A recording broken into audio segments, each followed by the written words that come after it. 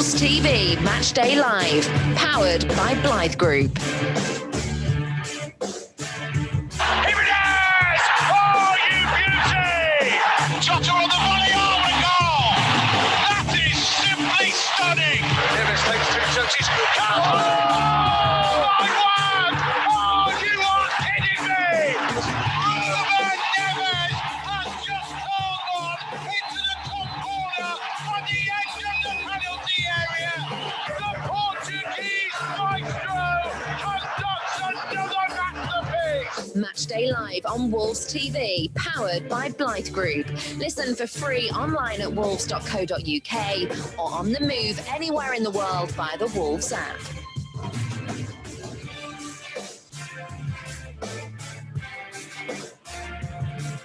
Hello again. Welcome to Wolves TV's Matchday Live Extra. I'm Mikey Burrows. Alongside me here at Bramall Lane, as you can see, is the Hall of Famer Andy Thompson, and also joining us from home, especially once he gets his screen sorted out. It's good to see that we are picking up where we left off last year. Michael Kightly and Chris Iwelumo are alongside me as well. It doesn't feel like 2 minutes ago that we were still in 2019-20. The new season is here. New hope, new anticipation, a new contract for Nuno.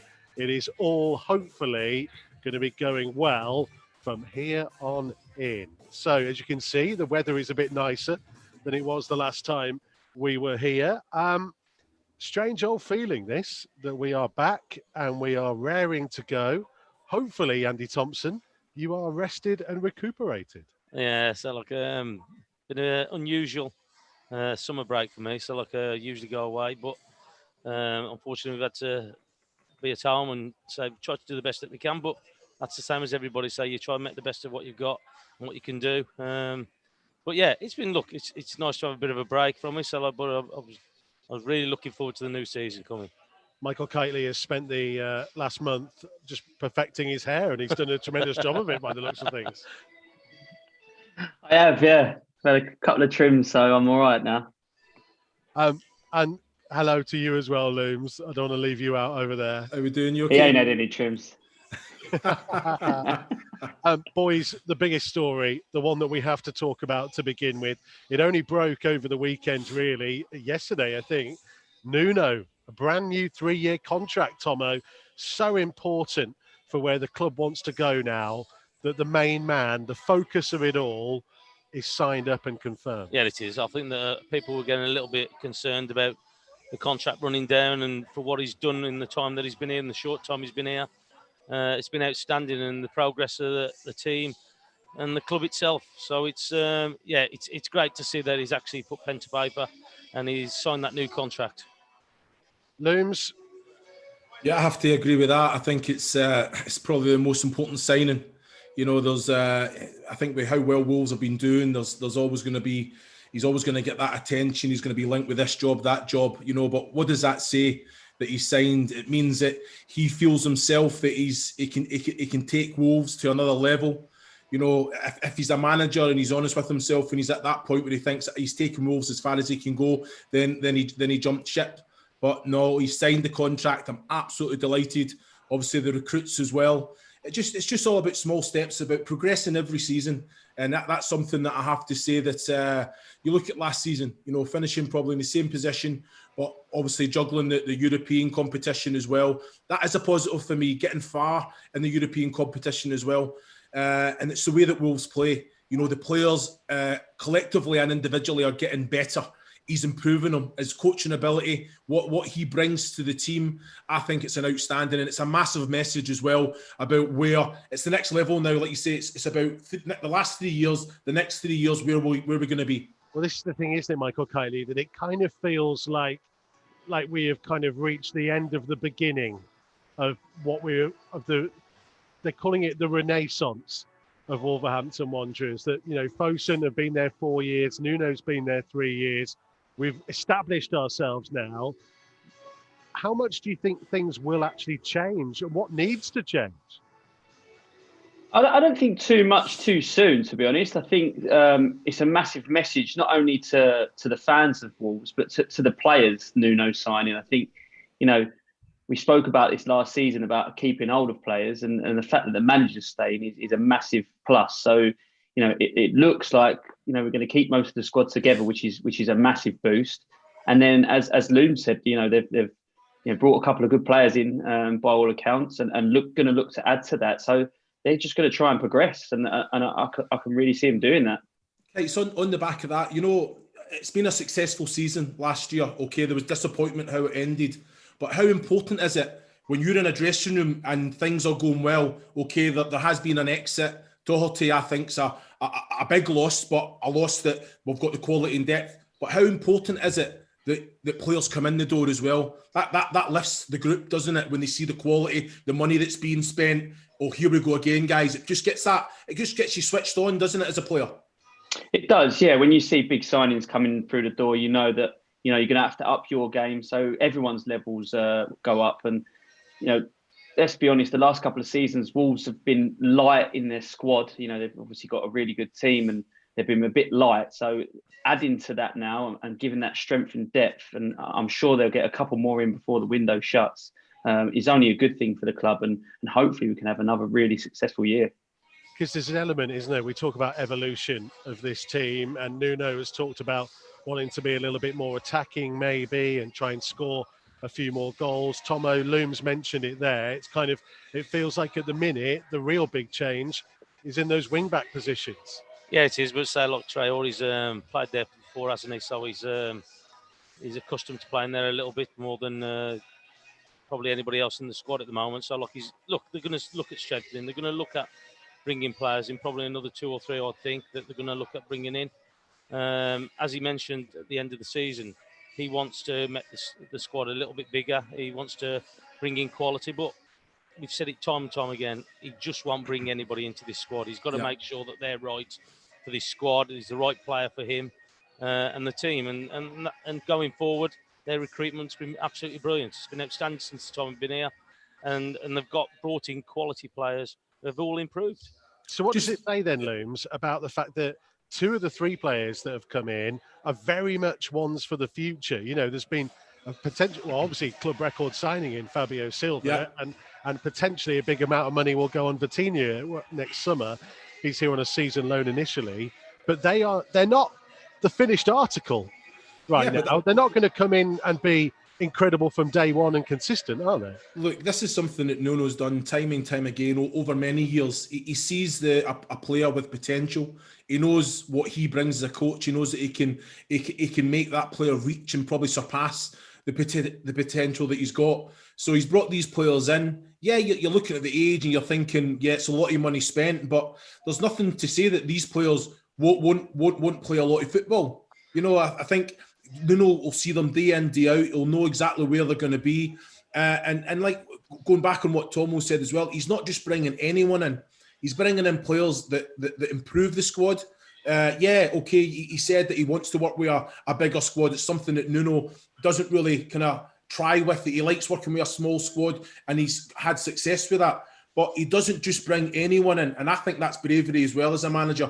Of course, you can be hit with injury. Obviously, Johnny, we've lost Johnny till next year. A fantastic player experience. But he's bringing in players that complements the system that Wolves play. Players that he can mould, that he can work with, that he can improve, that he can coach. And they'll just fall into it. And you know what? As a young player as well, you're hungry. You want to just hit the floor running and basically be that finished article. And these players will be hungry. That's the thing. They'll want to come in. They'll want to play. It's the Premier League. It's the best league in the world by a country mile. They want to be involved with that. And Nuno's got that experience. He will give them a little taste. He'll take them out if they need to. But it's one of those things. Nuno, I just think the way that he manages the team, the way that he makes changes, I think he knows exactly the strengths, the qualities that we have. And again, this is strengthened. He's strengthened the squad with these signings. So I just think it's a bit progressing. I think we're in the right path. The fact that the manager signed the new contract, the fact that he's bringing in the right players that fit the squad, it's job done for me. But also as well, what he has got, he's got a combination of experienced players. He's bringing in young players, and they're going to develop. They're going to develop by playing with these experienced players, and that for me is what he's got. He's got that quality of experience in there as well as the youth in there. Well, we spoke about Neto last year. We thought, oh, he's brought him in as a fringe player. He's going to play 23s. Look at the progress he's made in such a short time. He's come straight into the team. He hasn't looked out the place, and he's gone on to push on. But that's down to Neto as well. Remember, we spoke to Connor Cody, Tomo, and he said that Neto's came back fitter than anyone else, body fat's down, muscle mass up. You know, obviously that fantastic goal that he scored in the restart. You know, but he never started the next game, and we're all like, "What's going on?" You know, how hard is that? Yeah. You know, but the team spirit, the ethos, how united they are. They're singing off the same page. If they're involved, if they're not involved. And I just think that's an environment that Nuno's created. But like Tomo said there's a great balance. You know, there's the age, there's experienced players there, young players coming through, but they're all in it together, and that's a massive plus. Do you know what I like, Mikey, about what Wolves are doing at the minute as well? For a club, they're building. So these players that they're bringing on, the Netos, the Pedents, the Traores, they're worth loads more money than what they were 2 years ago. So the club is in a healthy position financially. They're not going out spending silly money and it being wasted. They're buying players for good amounts of money, but then they're progressing them and making them better players. And then if they need to or they want to, they can sell them on and go again. So as a club financially, I think they're going the way about it in such a good way that they're building the team, but also they're not just spending silly amounts of millions willy-nilly. Yeah. On the kind of the Matt Doherty thing, we should touch on this, Tomo. Is there an element of trust about it sometimes? Because people will have been surprised, but yet we have seen this over the last couple of years with the departures of people like Costa and Cavallero and Danny Bart, and you might remember Barry Douglas after promotion, that fans went, oh, wow. And yet you kind of have to trust Nuno, trust in Jeff Sheehan-Fosun, and trust in the process of how they're thinking that the team will evolve. Yeah, of course. So, and don't forget as well the amount of money what we've made out of those players as well when we've sold them on. So we've probably doubled our money with Cavallero and Costa and Barry Douglas as well. But look, I'll message you, and I said it was a big shock for me that they actually got rid of Doherty with the way that we play and what he gives us down that right-hand side. But look, as you said there, it evolves, things change, and they must have some plan for me. So, they must know what they want. We've said they might bring in 2 or 3 more players into it. But, again, you put trust in Nuno. He knows what he's doing. The 3 years that he's been here, he's been outstanding with his selection and his recruitment. So, look, we just keep pushing forward and hopefully we have another good season. Sentiment, Michael Kightly, is a good thing. But sometimes you kind of have to put it to one side and be pragmatic for what you want to do for the best for the team moving forwards. Yeah, it is. You know, I really like Doherty, and I think he'll be a massive miss for Wolves, especially the way that Wolves play. But, you know, Nuno's earned that trust, hasn't he? Let's be honest. And we as fans and, you know, colleagues and what have you, he deserves us to stick by him and say, right, he's made that decision. And we'll stick by him with that. And I think the fans will do that. It'd be interesting to see whether Traore plays that role all season, because I don't think the way that Traore plays, I don't think he'll want to play wing back all season. So it'd be interesting to see who he gets in to replace Doherty. You wingers don't want to defend. That's the problem. No, he wants to score goals, doesn't he? I know he can. Look at the opposite end, doesn't he? But he's not going to want to do it all season, let me tell you, because that is a hard shift on the wing back. It is indeed. We will get the thoughts of Tim Spears in just one moment. Let me run you through how the team looks today, the all-important starting lineup for the first game of the new campaign. And Rui Patricio in goal as ever. Willy Bolly, Connor Cody and Romain Saiss, the back three. As we've been discussing, Adama Traore will drop in and the right wing-back position. Marçal makes his Wolves debut on the left-hand side. João Moutinho, Leander Dendoncker in midfield, as you can see there. And then Raul Jimenez, Daniel Pedence and Pedro Neto up top. And on the bench, John Ruddy, Ruben Neves, Fabio Silva, Diogo Jota, Vitinha, Ruben Vinagre and Oscar Burr. The big question mark, I guess, we've been kind of tipped off is exactly how Pedro Neto plays in that shape, whether it will be 3-4-3 or whether there'll be more of a feel of 3-5-2 about it. We will wait and see. But that is how Wolves are looking for today. Of course, on that substitutes bench is one of those new players into the club, the new record signing, a lot expected of him. Man who's written an awful lot about him is joining us, The Athletic's Tim Spears, who has done quite a few articles actually, and there's quite a few more things that you'll see online, certainly from the Wolves media team as well, all about him. But Tim, we're talking about Fabio Silva. It's an awful lot of money for what is described as a generational talent. Don't think we can quite hear from Tim just yet. Give us a wave if you can hear us, Mr. Spears. He's trying to sort his mic out, I think. He's not on there anyway. We'll come back to that. We'll keep talking about Fabio Silva, though, because Looms, we've been crying out for somebody to provide a different option to Raul Jimenez, even if it's only 10, 15 minutes a game sometimes. Yeah, you know what? I think Jimenez, the way that he goes about business, you know, he can't play every minute, every game, you know, and he needs a little bit of help. So I think Silva, I think that's a player that's got fantastic potential. You know, I don't know a lot about him, but it's a lot of money to be spent. And I know that Wolves, with the recruitment, that they don't spend that money, like Kite said, willy-nilly, you know. So I'm excited. I think he looks class from what I've seen. He's got that kind of arrogance, the quality. And I'm just sure that Nuno can bring that out. And like you say, there's no better stage to do it on than the Premier League. So I think he's definitely got the class that he can definitely cut it.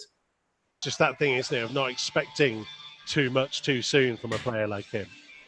Yeah, well, I think expectation is there. But as a football player, when you come to a club, you put those kind of demands and challenges on yourself. He'll want to play. He'll see what he's like in the group. They'll see the quality that he's got, and if he's reaching those levels every day in training in front of the manager, you know what? I think Nuno's shown time and time again he'll throw that player in, and it's up to the player to deliver on the day. So the fact that he's involved, he's on the bench. I'm looking forward to when we see. But I'm just looking at the squad. Very offensive, isn't it? You know, I think it's a lot of pace in the team. You know, you're talking about counter-attack football that Wolves are known that we can sit in and we can play counter. It's not really that team that's going to be compact and sit in and weather it and play with pace. That's a team that's going on the front foot, that's going to press high and say, come on then, let's see what you've got. Can you play through us tonight, Sheffield United? So I'm quite excited. Like you said, Neto, where's he going to be? Is he going to kind of float in and play in that number 10? But Podence can do that also. But there'll be a responsibility on Podence and Neto to track back as well. So, no, I'm quite interested. It's going to be very an exciting one for me. Let's try again and see if we can hear from Tim Spears. I'm trying to look over the bit here and see if we've got him. Hopefully he can hear us this time. Looking very dapper in his mask as well. You can tell he can hear me because of that response from his face there. Talking about Fabio Silva, Tim, once in a generational talent. Not entirely sure exactly what that means. Good question. From what I'm told, he's rated so highly in the European youth leagues over the past 2 or 3 years, and kind of seen as one of the next cab off the rank strikers. And from Wolves' point of view, they thought he was unattainable.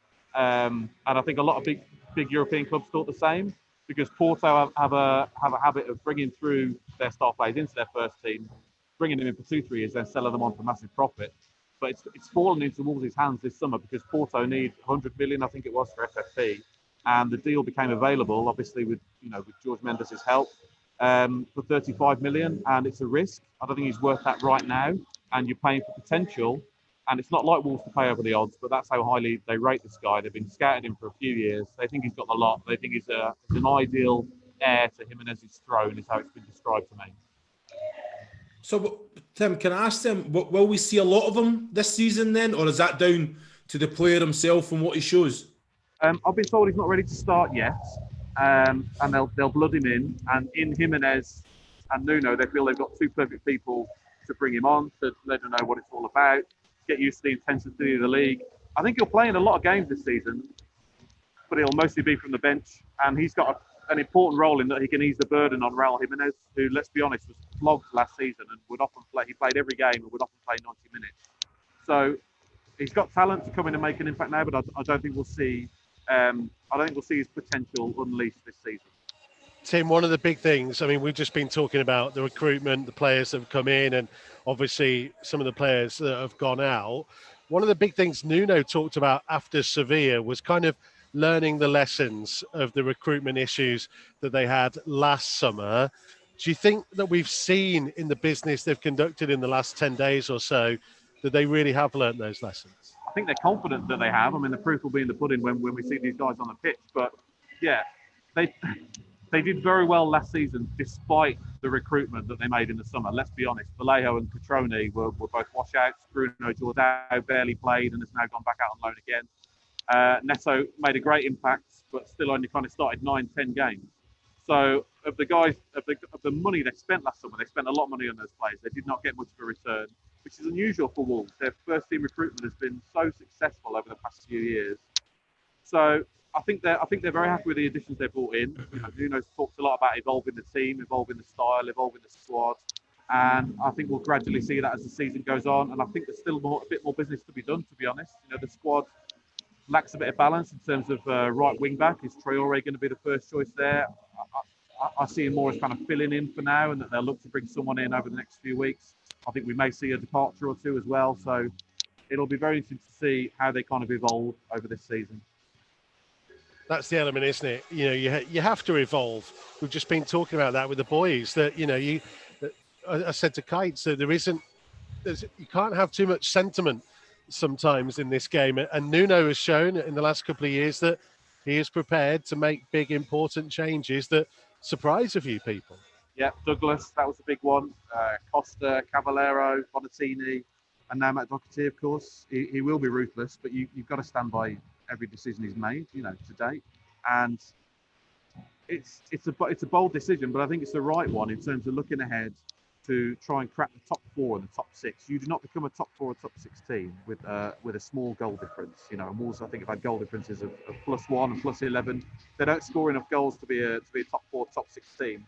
That's not a criticism because look at where they've come from in the last 3 years. But they're a club in a rush, and that he's now looking ahead as to how to crack that top 6. And he's been very interesting with his comments over the last few days. More goals, more possession, more domination of matches. I think they averaged about 49% possession last season. They've perfected that defensive counter-attacking style against the big teams. I think we did see them evolve last season and take on the smaller teams that struggled in the Premier League. You remember their struggles they had against the bottom 6 2 years ago. That was eradicated last season. So now it's about evolving again, trying to dominate pretty much. Well, he's going to try and dominate every game he plays. Tim, is that not a risk though? Because if it's not broke, don't fix it. You've said Wolves, we've perfected that counter-attack style. We've got that pace, that quality that we can go to from back to front with the quality that we can. And I know he's saying more goals, but we don't need to dominate matches, do we? In the Premier League, we don't need to. Like Leicester won the Premier League on a possession, very very low possession, so we don't need to dominate. Hang on. We can't have you start talking about winning the Premier League. I'm not talking about winning. Well, I'm talking about bridging the gap to get into the top 6 or even magically the top 4. But we don't need to tweak it too much. You're sitting saying we've perfected that counter-attack style. We're bringing in players that complement the style that we can play. Yes, we need more goals. Raul Jimenez played 90 minutes more often than not last season. So we're bringing in someone that can kind of share that workload. But we don't need to shy away from the style that we've kind of mastered. That has put us in good stead against the big boys in the Premier League as well. So to go out there and think, okay, is it not just putting extra pressure on Wolves as a team, as a group of players, as a manager to say, right, we're going to go out there and dominate most of these games in the Premier League? I think you're right, and I think that's why we'll see it gradually looms. I think if you look at it today, we're not going to see anything drastic today. I've heard rumours about kind of what's going to change this season. But you weren't expecting him to line up 4-4-2 today. Do you know what I mean? It's going to happen gradually. I think the signing of Vitinha is a direction that they're looking to go in. They don't really play with attacking midfielders, do they? Technically gifted number 10s. You know, he kind of fits that mould. It'd be very interesting to see how they blood him over time. Yeah. But you're absolutely right. You've got to be so careful. If you open up different formations, more attacking players, you risk losing that defensive solidity, which has carried them through this 3 years. Even in the Championship, they were a fairly defensive team. You know, they weren't thrashing teams 4-5-0 every week. It's built on back five with two defensive midfielders in front of it. So hard to beat, so hard to pull apart. Their players never get isolated. So once you start to sacrifice that, it is. But I guess he's seen it as a bit of a crossroads moment now to evolve into a big top 6 team that does like to dominate week after week. It certainly won't happen overnight. Tim, stay there a second. I want to bring Kites and Tomo into this because it sounds like Looms is suggesting that it's got to be top 6 this season as the aim. Do you share that, Kite? Should that be what Wolves are looking at now, having been 7th 2 years in a row?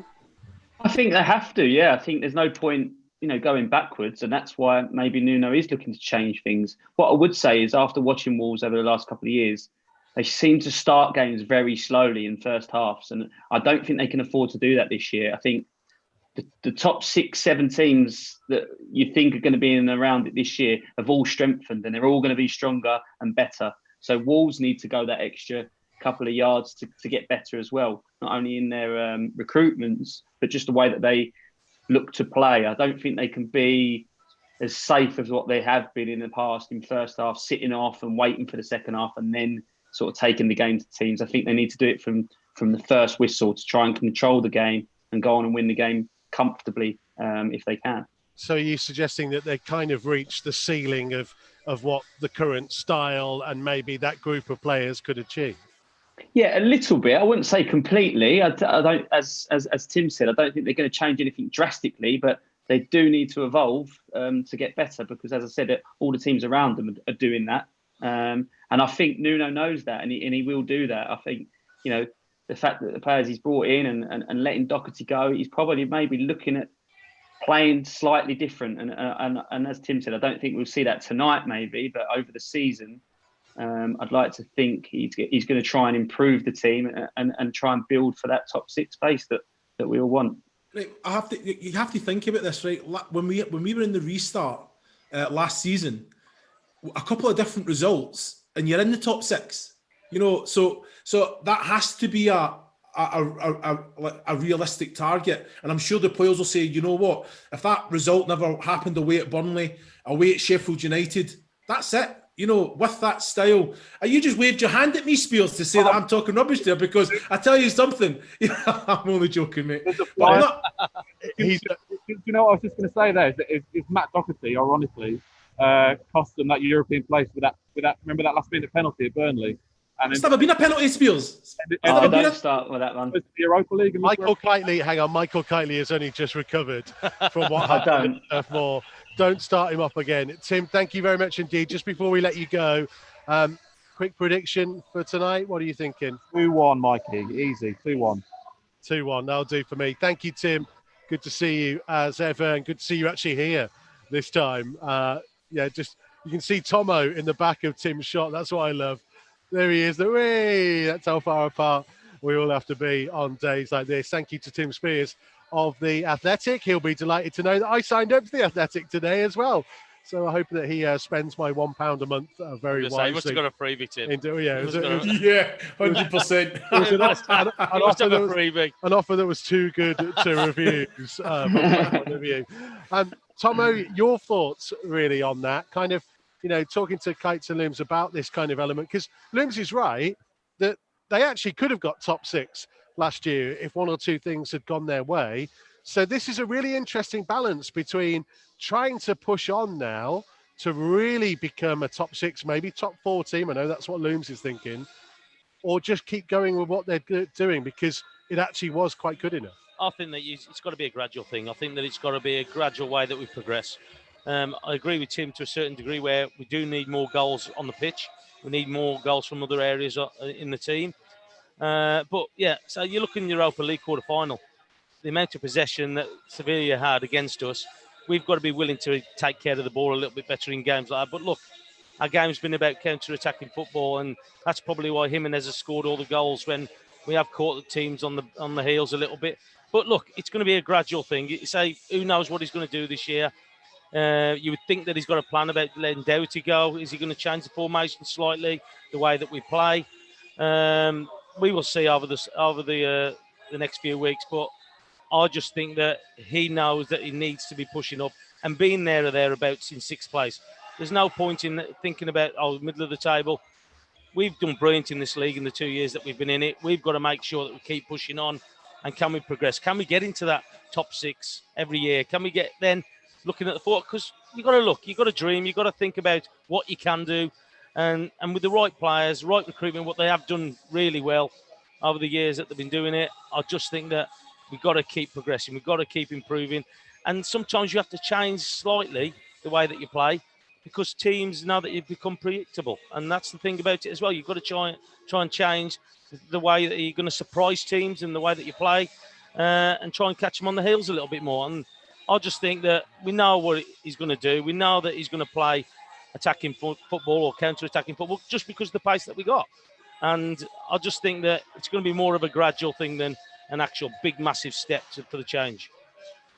I think as a manager, you sit down in front of the group of players and you have to break it. You have to break all the goals up, don't you? So you think about the overall points. Can we beat that next season? That's a must. Progression. You look at defence, clean sheets. Can we score more goals? Midfield, can they contribute to the goals? Defenders as well. That's just not a responsibility of all the attacking players. Defenders should be stepping up. If a team's going to have success, the goals have got to come from all over. So as a manager, you've got to look at it in different. You've got to separate it all. Clean sheets. Can we have more clean sheets? Can we get more points than we did last year?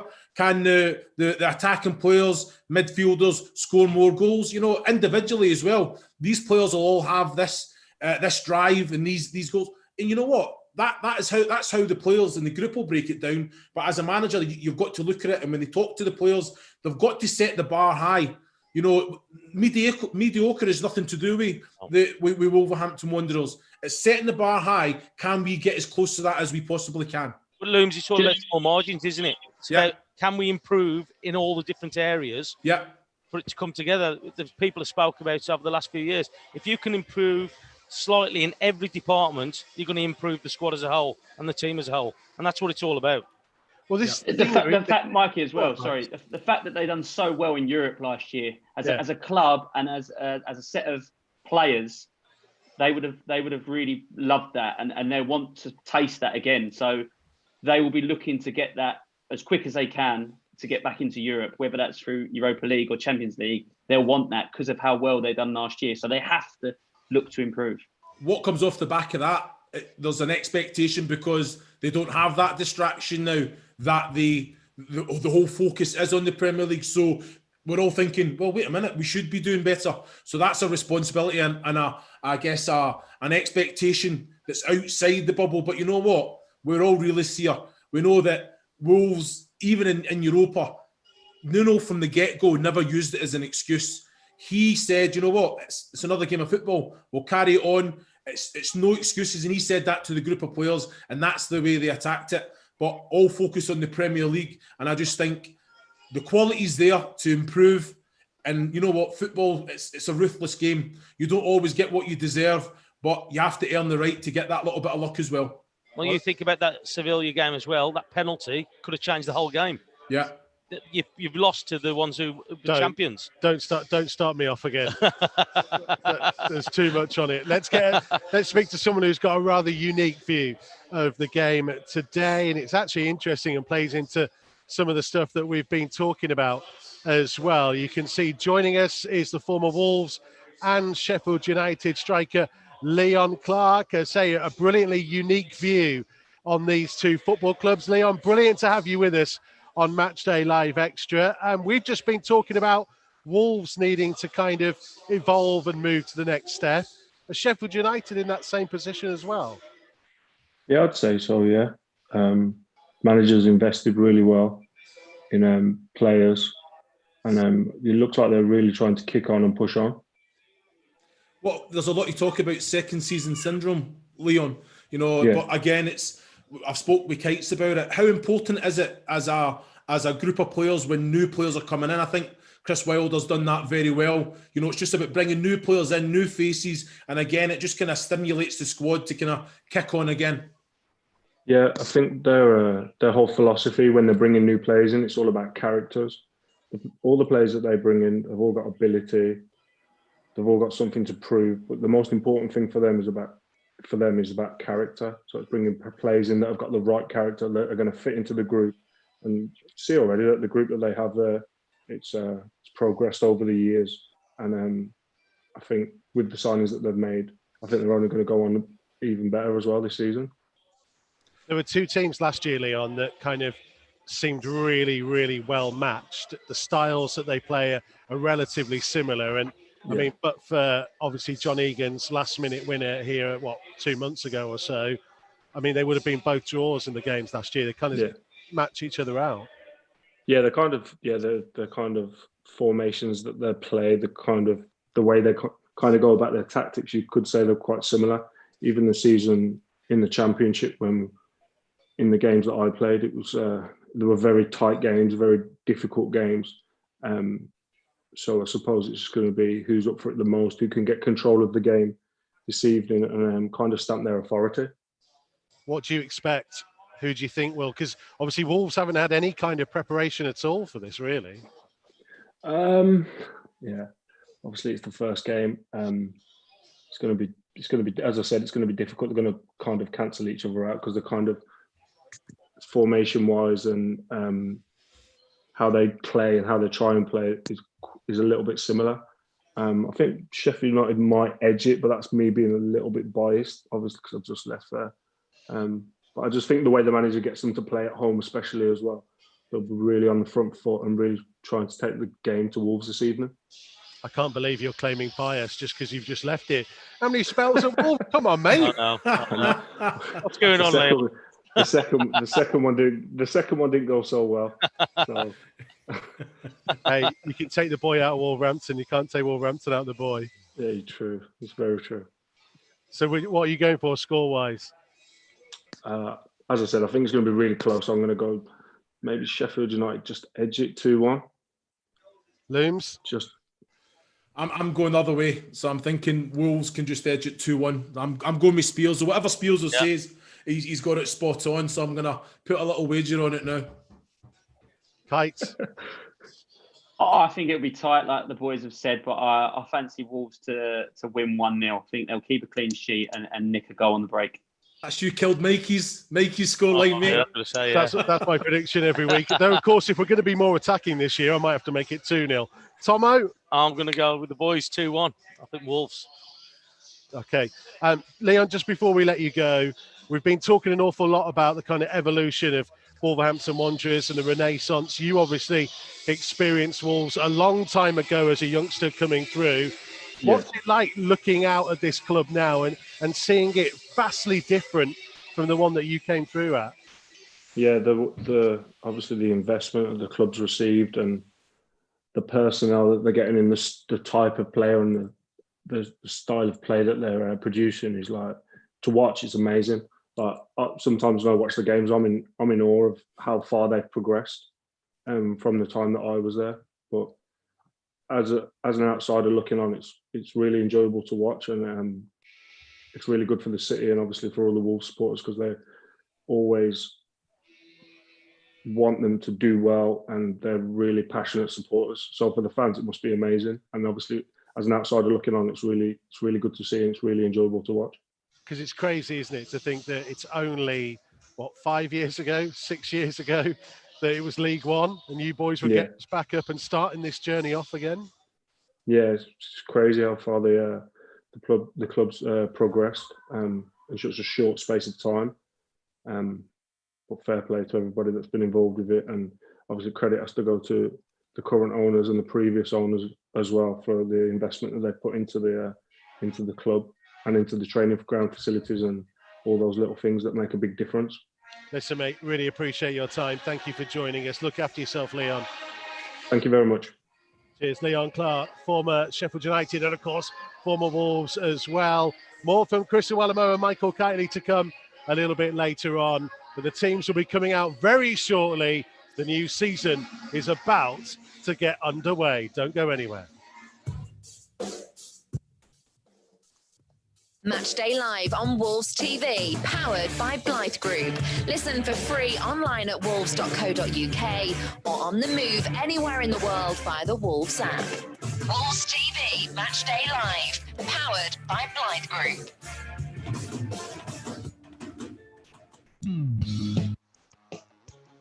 This season, the Old Goal Club and Wolves TV Matchday Live are powered by Blythe Group,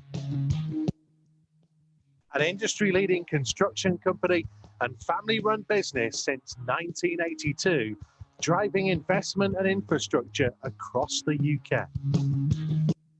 Blythe Group's mission is to provide an unrivaled service based on innovative, bespoke building solutions and comprehensive customer support. If you're a skilled tradesperson and you want to join the team that powers our team, contact their bases in Wolverhampton, Manchester or Maidenhead via theblythegroup.co.uk. Blythe Group, big enough to deliver, small enough to care. Wolves TV Matchday Live, powered by Blythe Group.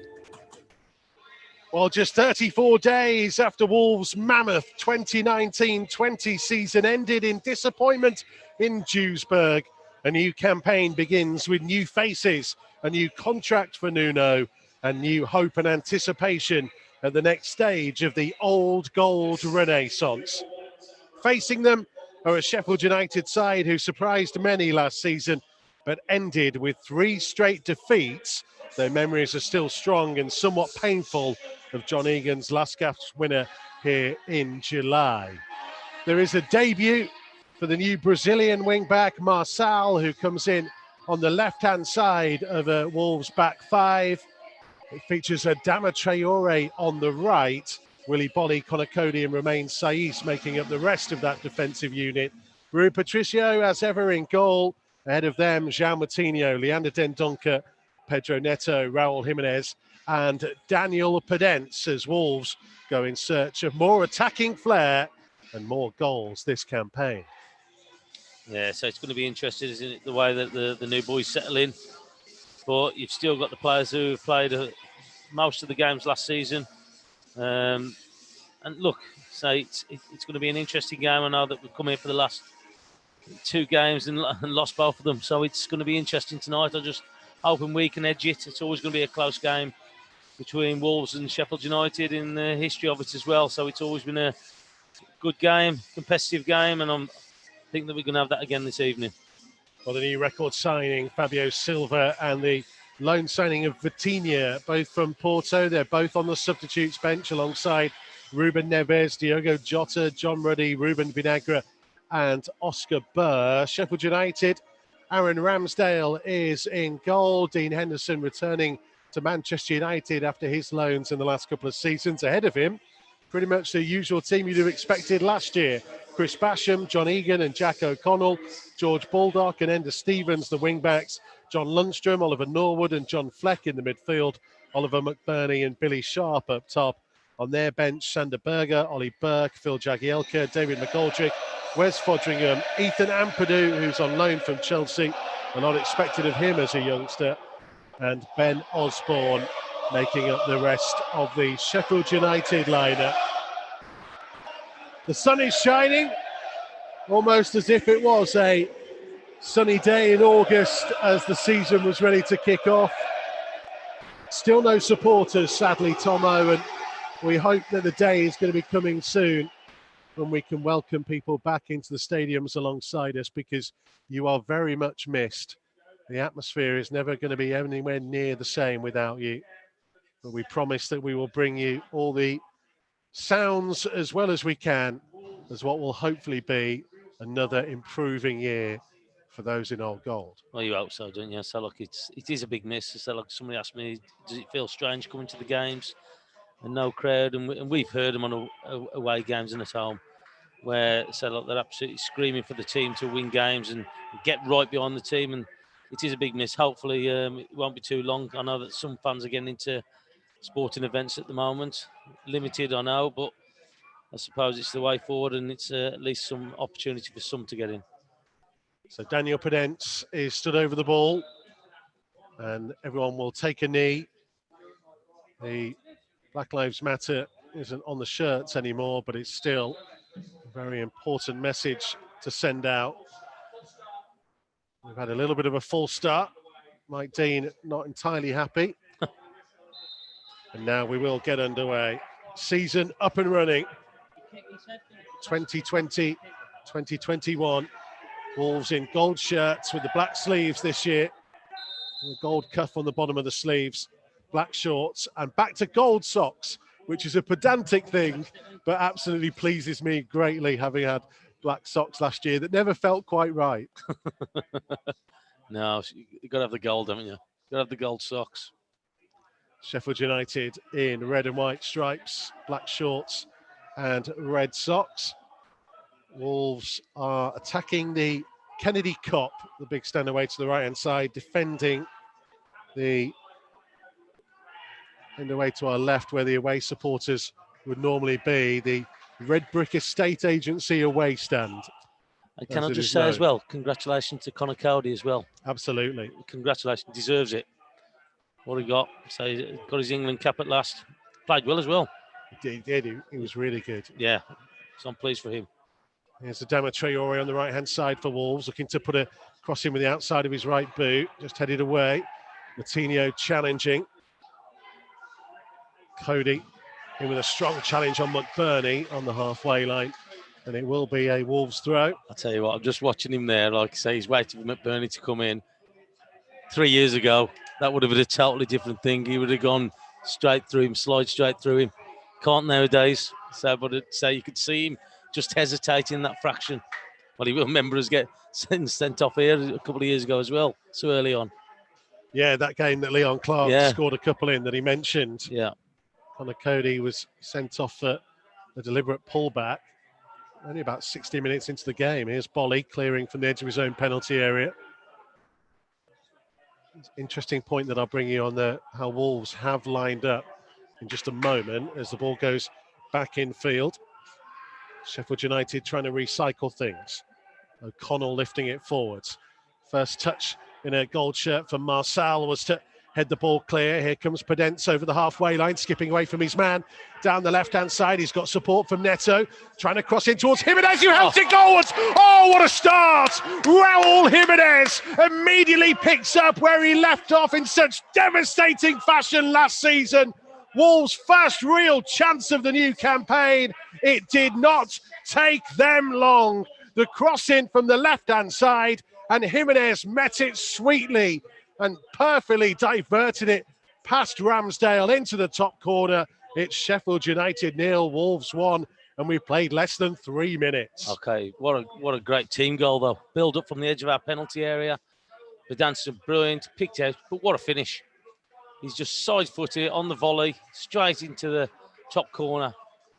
It's a great, it's a great finish. Just watching the replay again. Oh. But that's come from the edge of our penalty area. Breaking through, all about the quality. Podence down that left-hand side. He invites the tackle, doesn't he? And all of a sudden then...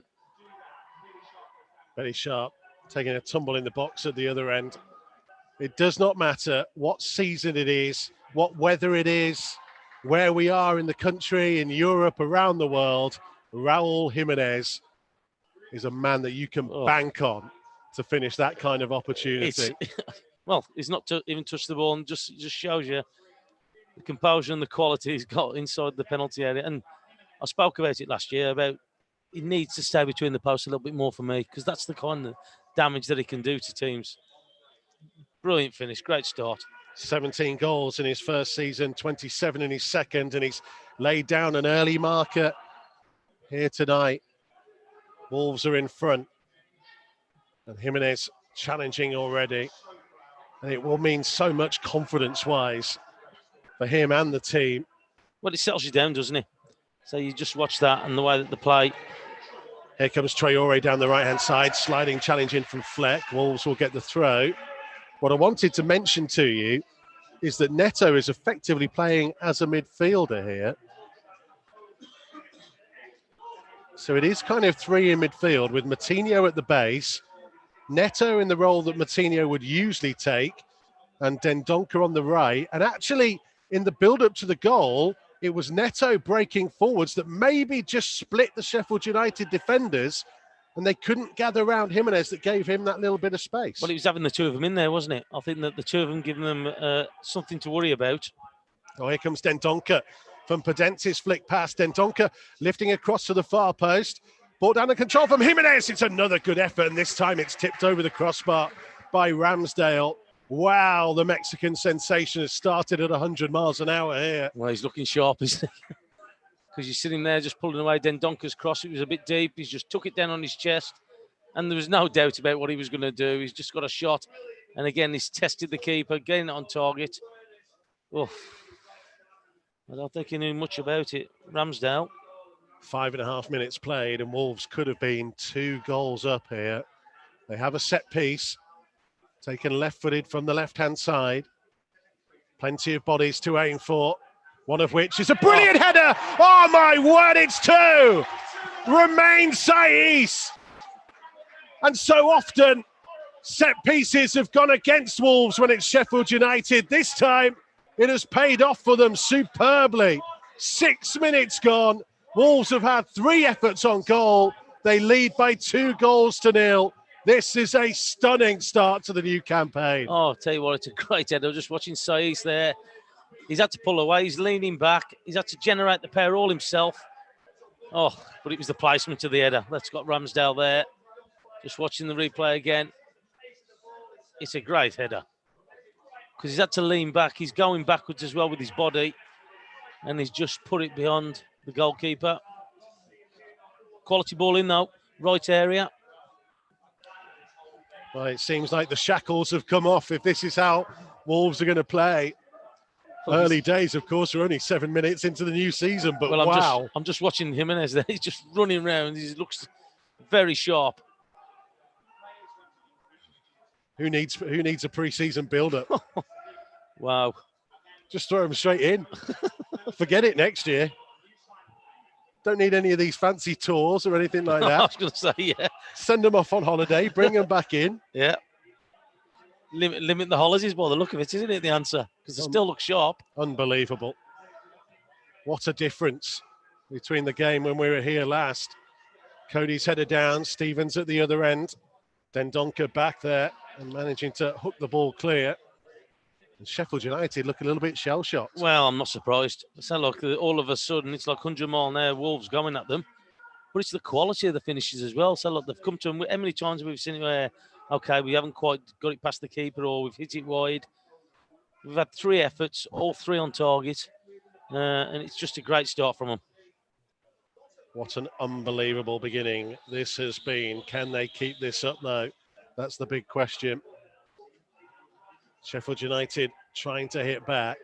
Norwood, that's the right-hand side. Lundstrom's cross into a dangerous area and Saiss heading the ball behind for a Sheffield United corner. Only 8 minutes played. If you've joined us late, where have you been? You've missed the best 8 minutes of the season. Oh, you're telling me. So two great finishes. But so look, they've definitely started the game very sharp, haven't they? They've took the game to Sheffield United and got the just rewards. United corner then, right-footed from the right-hand side, hanging up delivery. Bolly got the header away, comes out to John Fleck, who tries to whip it back out to the right, but headed clear by Jimenez, and Podence has managed to keep the ball in and now trying to switch the play, and Dendoncker has come racing forwards. Just has to check his run a little bit. Traore in support on the halfway line, back to Willy Bolly. Let's get a quick thought from Chris Iwelumo watching from home. Wow, blink and you miss it. Yeah, what a start. You know what I mean? What a start. You know, you got to think about it completely, using the ball well. And you know, with the quality in the break, you know, Podence, he just waited for the challenge to come in and just took a little touch, knew exactly what he was doing. What a fantastic ball in. Jimenez, first time challenge, seen it. He knew what he was going to do. You just seen him slow up with his work his feet, And then just to finish like that. And what did I say? Goals have got to come from everywhere. Saiss there, different class. He was actually getting the shot nearly ripped off his back as well. And what, just the direction, quality of the header, fantastic. But you've got to keep the tempo up. You've got to remember back on the 1st of September, no pre-season games. They just got to make sure that they keep this tempo and then they drop in and manage the game when they can. Thanks, Liam. It's more from Chris Iwelumo and Michael Kightly as we go through. Adama Traore in possession for Wolves. Back to Cody on the halfway line, low across the centre circle for Saiss, who had a good season last year. Remains Saiss. He's really made that left-sided central defensive position his own, really. Yeah, he's fitted right into it, hasn't he? I thought that he'd done well. And look, we know that he's got that thing about getting booked and all that, but I think that he did control it a little bit better towards the end of it. Well, because the amount of yellow cards he had earlier on. But yeah, so he's done really well there, and so look, and he always offers something in that penalty area with his head. Saiss, his 9th goal of his Wolves career on his 145th appearance. He got 3 goals last year, and he had 2 taken off him by own goals as well in the campaign against Torino and Chelsea. So it could have been an even better year for him, and he's up and running, as is Raul Jimenez, as is Wolves at the minute. Just about 11 minutes played. Marçal finding Matinho early up to Raul Jimenez in the centre circle, to Dendoncker, to his right-hand side to Willy Bolly, and back to Conor Cody. Well, they're looking in control of the game at the minute. I know there's only 11 minutes gone, but they're looking total control. So they're nullifying, say, Sheffield United's attacks at the moment. But it's definitely been shell shock for Sheffield United. How early the goals have come and the quality that they've gone. They've probably just wanted to settle into the game to start with. But now Wolves have gone at them and got the just rewards. Marçal's throw back to Saiss, who looks to knock it long. Jimenez has taken a tumble off the ball, and Mike Dean will pull it back and give the free kick eventually. I don't think he's heard. I don't think he's seen that. I think he's had it in his ear and told him about Jimenez being pulled back. Well, Jimenez winning Wolves a set-piece opportunity. Bolly and Saiss thinking about moving forwards. It is fairly close to the halfway line, though, so they will hang back for the time being. No, I think they'll stay where they are. Recycle it, go through the back again. There's Cody. Now to Willy Bolly. Down the line for Traore, to Dendoncker. First time infield to Podence. Now to Jimenez, middle of the half, trying to turn and was caught late by Basham, and another Wolves free kick, slap bang in the centre of the Sheffield United half here at Bramall Lane. I'll tell you what, he looks so sharp, doesn't he, Jimenez? Just watching him there, so look, his player's just coming towards him, and he's the little Cruyff turn, and he's gone. Say it's remarkable. I mean, we talked last summer about the fact that he was away with Mexico and the World Cup before that. I mean, the guy has pretty much played constant football for the best part of about 2.5, 3 years. Well, just looking at the Wolves team as a whole, though, they look like they've come back in good shape as well, haven't they? They look sharp on the ball, and it's a mental thing as well, just having that little bit of a break. It's not just the physical side about it. Well, this time Bolly and Saiss have gone forwards, Dendoncker as well. Neto stood over the ball with Matinho. It's Neto who's trying to switch it in towards Dendoncker, who got a touch, but not as much as he wanted, and Sheffield United clear their lines, and Billy Sharp takes a tumble with a little shove from Adama Traore. Yeah, he did well there, Sharp, didn't he? Just got his body just in front of Traore to stop him from beating him to the ball, because he knows that he ain't going to beat him in a flat race. Just showed his experience. Traore, so physical, so strong. He will have to use all that athleticism getting up and down today. Yeah, it's going to be tough. It's a tough position, as we spoke about earlier. Fleck to try and deliver this ball into the danger zone, but Rui Patricio claims it high out of the sky on the edge of his 6-yard box. Yeah, just looking there, Jimenez demanding the ball off Patricio, telling him to give him the ball. Thrown out to his feet. Jimenez over halfway, finding Podence on the right-hand touchline. Back to Traore. Infield to Matinho, who is revelling at the minute in his newfound quarterback role. Here is Willy Bolly. To knock it long up towards Jimenez. One in the air by O'Connell. Stevens. Ball down the left-hand channel for McBurney. He's under pressure from Cody. He put the ball out of play and it's a Wolves throw. Yeah, Sheffield United arguing about a free kick from Cody, but I think McBurney's just lost his balance there. And they've ended up passing it out of play for a Wolves throw-in, but I think that he's trying to get the foul off, shouting to the referee, but he's having none of it. Traore back down to Bolly. Connor Cody just inside his penalty area. Low out to Marçal on the left-hand side. Support from Saiss, who will play it early up towards Podence. Podence and Jimenez are effectively playing as a front two, with Neto playing as one of the midfield three. So in Wolves' traditional terms, this is 3-5-2, but as we're seeing now, Tomo, Neto and Podence just switching for a second. Yeah, but also as well, we've seen Dendoncker, who's able to get up there, who set up that opportunity for Jimenez earlier as well. So they're willing to run from midfield areas, and that's what they've got to do. They've got to try and get that supply going to them. A little bit loose from Traore, but Dendoncker's challenge on Billy Sharp made sure the ball went out of play for a Wolves throw. Just about 15, 20 yards inside their own half, maybe slightly less by the time Traore takes it. He throws it backwards to Bolly. Under pressure from Sharp, right on the edge of his penalty area. Rather just cleared it into space over the halfway line. I think he tried to pick Neto out, didn't he? But he said it was always going to be a difficult ball with the pressure being put on him by Sharp.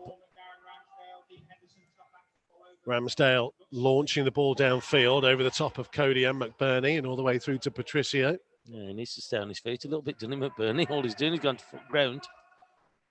Marçal from the throw from Patricio to Neto, back to Saiss, about 10 yards from his own corner flag. Into Cody, he's inside his own 6-yard box here. Yeah, he don't mind, does he? He'll have it anywhere. It was a good ball to find Neto, who did well to hold off his man and then get it to Jimenez, who drives over the halfway line. Oh. Then Donker stepped over the ball, thinking it was meant for Traore. Just didn't have the pace, did he, to get to Traore? Norwood in possession for Sheffield United. Left-hand side to O'Connell, and the pressure from Dendoncker. Looks like it's gone out of play, and it has done. Dendonker's got a fresh trim, by the way. I can see. I thought I'd come with you with a fresh trim. You haven't done it, have you? No. No. Dendoncker with a... Still got the Nuno beard by the look of the growth. I gave it a little trim today, but I'm not going to cut it properly until fans are back. Here's John Fleck for Sheffield United. Wide to Ender Stevens. Back to Fleck, looking to knock it forwards down the line. Cross came Bolly. Traore lifting it over the head of one. Awkward bounce on it. Bolly trying to use his physicality to get in front. And Jack O'Connell was a little bit naughty in the way he flew into that challenge. Wolves throw. Well, you could see he's in a little bit of intent there, I think, that he was thinking that Bolly was in the way, but he wasn't as close as he thought he was. And he's ended up just going to ground and putting it out of play. Mistouch by Ender Stevens, a Wolves throw closer to Nuno's technical area.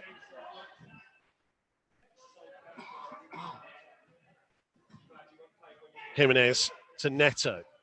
Couldn't quite get his pass away early enough. Podence had made a great run ahead of him. Loose by Traore backwards, and Cody had to slide in on McBurney. Concedes a throw just over 10 yards from the corner flag, but that could have been a lot worse. Yeah, it could. It's a good job he's read the play there. Connor Cody had to slide in the end. But it just needs to be careful. Traore's done a couple of those where it's just been mishit or under hit to a player, so he just needs to just control it a little bit better. Cody getting it clear from the edge of his penalty area. Headed forwards by Egan. Lundstrom to the right-hand side to Baldock. Lundstrom again under pressure from Marçal. He's forced a loose pass that Neto can try and capitalise on. Marçal is in field for him. He was the most advanced Wolves man for a time. Well done. So they worked really hard to get the ball back, didn't they?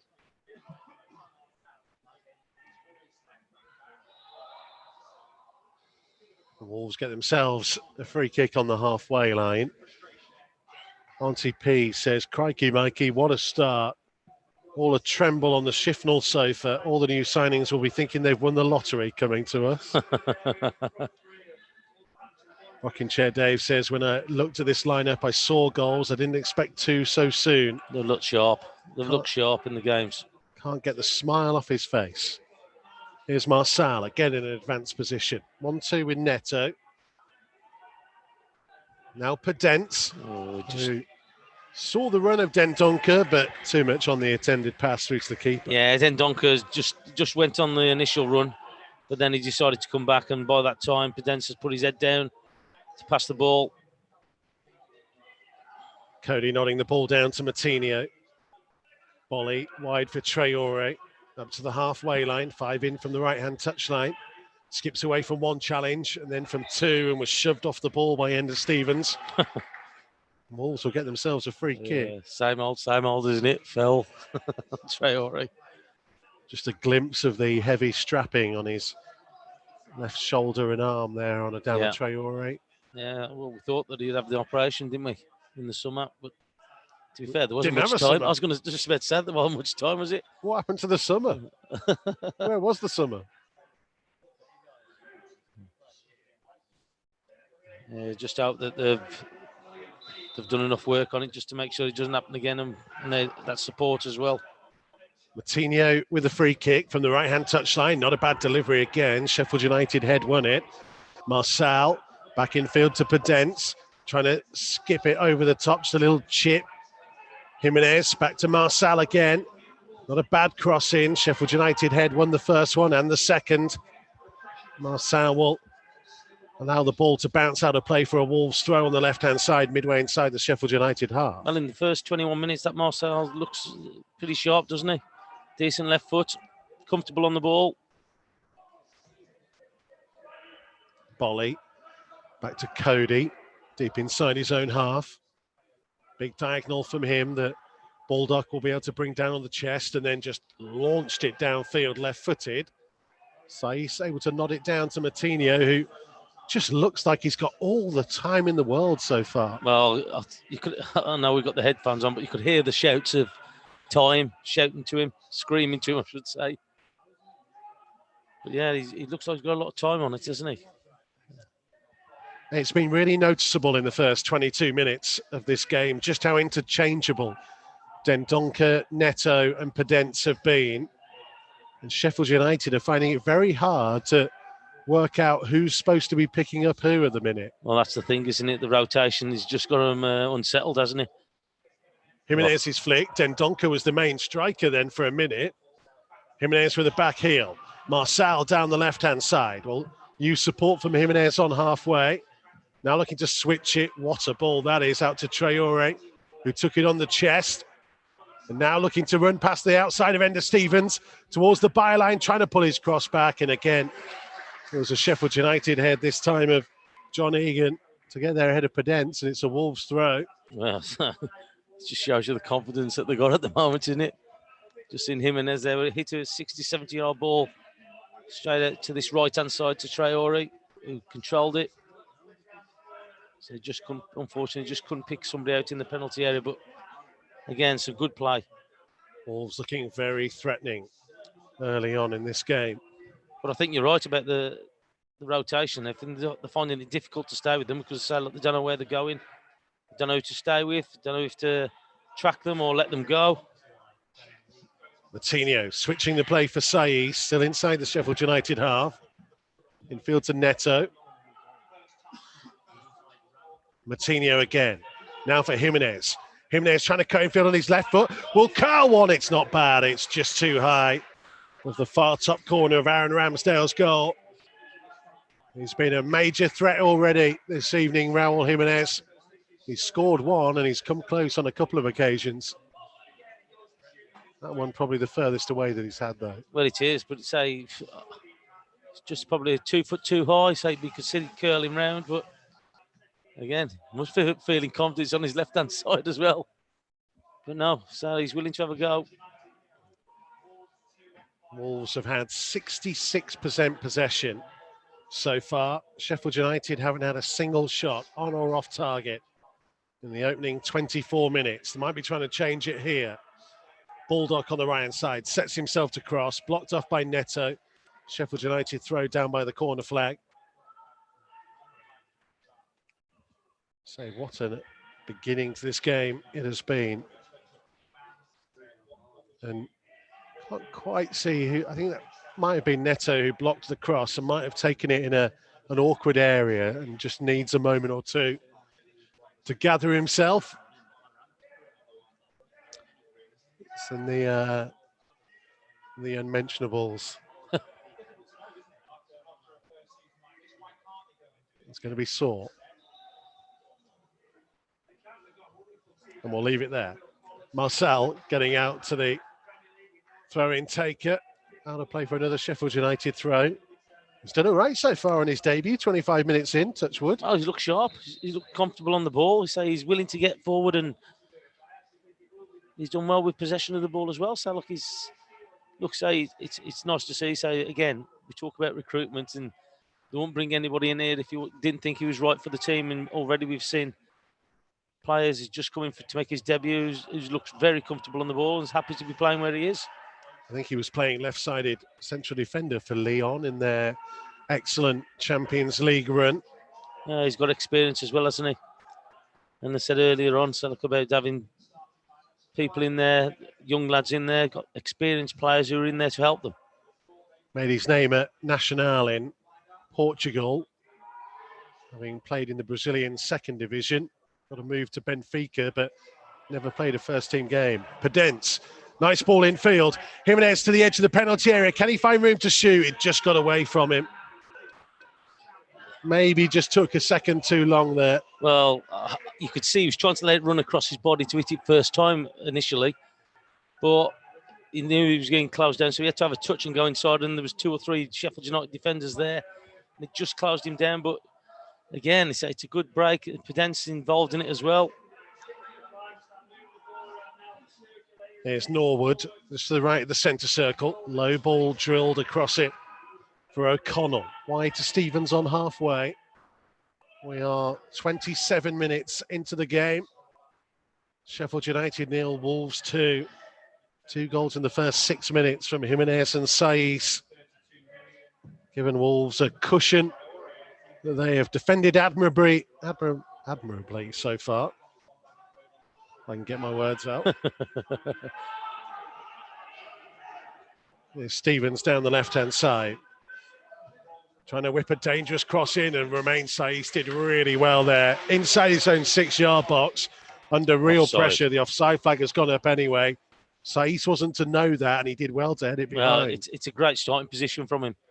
So you consider the attacker. He's got his body there, just on the half turn. Yeah, just watching there. Yeah, so it's great positioning. You knew that if he come there, he was going to get something on it. It's a good player. As mentioned before, I think that since he's started playing on that left side of the centre halves, that he's looked really comfortable. He's looked really good, and so he's got a goal again today. Second longest serving player in this Wolves squad. Into his 5th season. One behind Connor Cody. He continues his remarkable run, by the way. Every minute of the last 111 league games coming into today. Tell you what, it was nice to see as well when he was playing for England that he's still going to be bellowing out those instructions. Well, that's how you knew he was going to be okay. I was a little nervous for him. And within about 60 seconds, all you could hear was him, and you thought, yeah, he's fine. He's settled in. Stevens down the left-hand side for Sheffield United, closed down by Dendoncker. Infield to Norwood, trying to stand it to the right-hand side of the box for Baldock. Marcel challenged him. Lundstrom will just hook it high over his head to the far side of the box. Fleck into the danger zone. Patricio tried to get there, and he was clattered, and he wins a free kick. It's offside as well. Sheffield United couldn't put the follow-up away anyway. There were a couple of reasons why any goal would have been ruled out had it gone in. Yeah, take your pick, isn't it? So it's foul on the goalkeeper, offside. Just a bit kind of hopeful, really, from Sheffield United at the minute. Just launching the ball into the box and hoping Wolves make a mistake. Yeah, a bit of hit and hope, isn't it? Just putting it in there. Just watching the replay again, he was offside, and it looked like there was a foul as well in there. David Rolls getting carried away. He wants 3 more goals by Wolves and none by Sheffield. Blades have a throw midway inside the Wolves half. Christina predicted 2-1 Wolves, says the lucky scarf is on. Here's Jimenez down the right-hand side for Wolves, driving forwards at speed. He has Pedence in the box. He's going to pull it back, though. Pedro Neto tried to get it under control, couldn't quite do so. And the deflection back off the defender took it off Neto and behind for a goal kick. That was a good opportunity there. Oh, it's great play from Jimenez starting on the halfway line. A little flick with his left foot around the corner. He picked him out brilliantly as well, Jimenez. But as he's controlled it, it's just come away from him. Just bounced off the chest, didn't it? Rather than him just taking it in, it's just bounced off his chest and he wasn't able to get his shot away to the effect that he wanted. But again, Jimenez looking sharp again, running beyond. The new look Wolves is pretty darn entertaining so far after half an hour played. Here comes O'Connell out to the left-hand side, back infield to Ender Stevens. There's support from Egan, base of the centre circle. Low to the right-hand side of it to Basham. Back to Egan, a short one to Norwood. Right-hand side of the centre circle for Basham. Back to Norwood, will now look to try and switch the play. Out to O'Connell, who played it down the line.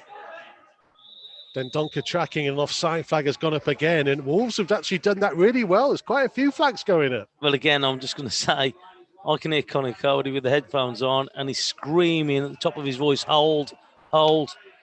And again, if you've got somebody who's giving you those kind of instructions and listening, which is more important. I mean, that might be something that's slightly new as well, because normally with a sweeper, you would have the sweeper kind of drop off, but Wolves seem to be really trying to get a flat line at times. Well, the thing is, though, so look, if Sheffield United have got easy possession or there's no pressure being put on the ball, then you've got to drop. But when there's been pressure being put on the ball, you can manage to stay or hold a line. And so that's the difference. What you've got to do, you've got to try and listen to instructions, because put pressure on it gives you a better opportunity. Ramsdale launching the ball downfield. Bolly wins it in the air. Neto couldn't quite get there. Martinho trying to challenge. Too strong on Lundstrom. Free kick. Sheffield United midway inside the Wolves half. They take it quickly. O'Connell out to the left-hand side to Stevens. Infield to Fleck, who will just hang the ball high to the far post, but Patricio comes out and claims it. That's what I think he did better last year, was that coming out for the ball. I thought that he come and collected it a lot better last year. And I think as a defender, it makes you feel so comfortable. A yellow card here for John Egan, who just caught Raul Jimenez as he tried to turn him. I'll tell you what, you ain't going to miss Patricio tonight, are you, with them orange gloves and green top? A luminous green. And then luminous orange gloves and boots. They apparently they modelled this year's goalkeeper kit on Tomo's going out gear. It'd be the opposite way around for me, mate. What, a luminous orange? Yeah. I mean, some people might ask why you're wearing a luminous green goalkeeper gloves on your night out, but hands are cold, mate. Probably should leave that there. There's Pedence on the halfway line. Conor Cody midway inside his own half. You can tell that I've missed not having Tomo around for a month. Exactly. You must have been arguing and shouting in the mirror, mate. So, look. Just got my Tomo pillow at home. Oh, of course you have, yeah. There's Saiss. Back in field to Conor Cody. Wide for Bolly. Need to lift it forwards towards Pedence, who was always going to be beaten in the air by Egan. Jimenez nodding it down to Martinho. Bolly. Couldn't quite find Traore, intercepted by Stevens. Now Oliver Norwood for Sheffield United, 34 minutes played. Blades 0, Wolves 2. The Wolves have looked good for their lead so far. That's Cody shouting to let it go through to Patricio again. Yeah.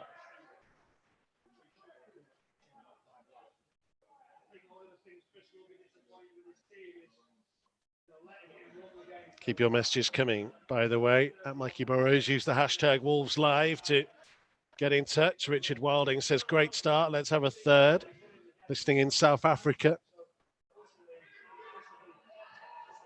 Sheffield United play it back into their own half. Jack O'Connell. Here is Egan. Big long diagonal out to the right-hand side. Marcel read it pretty well. They're down only as far as Basham, who crosses from deep, and it was an awkward one for Patricio to deal with. And he ended up having to tip it over his crossbar for a corner. Yeah, so he had to deal with it, didn't he? Kept his eye on it. But he's one of those, it's initially I thought it was a cross, but so there's a bit of pace and power on it. Didn't curl as much as what the Sheffield United player wanted it to do. But no, so quite easy for him in the end, wasn't it? Well, it could have caused him a few problems. Everybody bar Neto is back defending this corner. Willy Bolly challenging. Saiss winning the second header. Traore flicking it away, and Neto giving chase here up against George Baldock, and it just got an awkward bounce. Neto ended up going underneath him. Baldock played it back to his keeper. Yeah, I think he's just used his experience as well there. Just nudged Neto, didn't he, a little bit?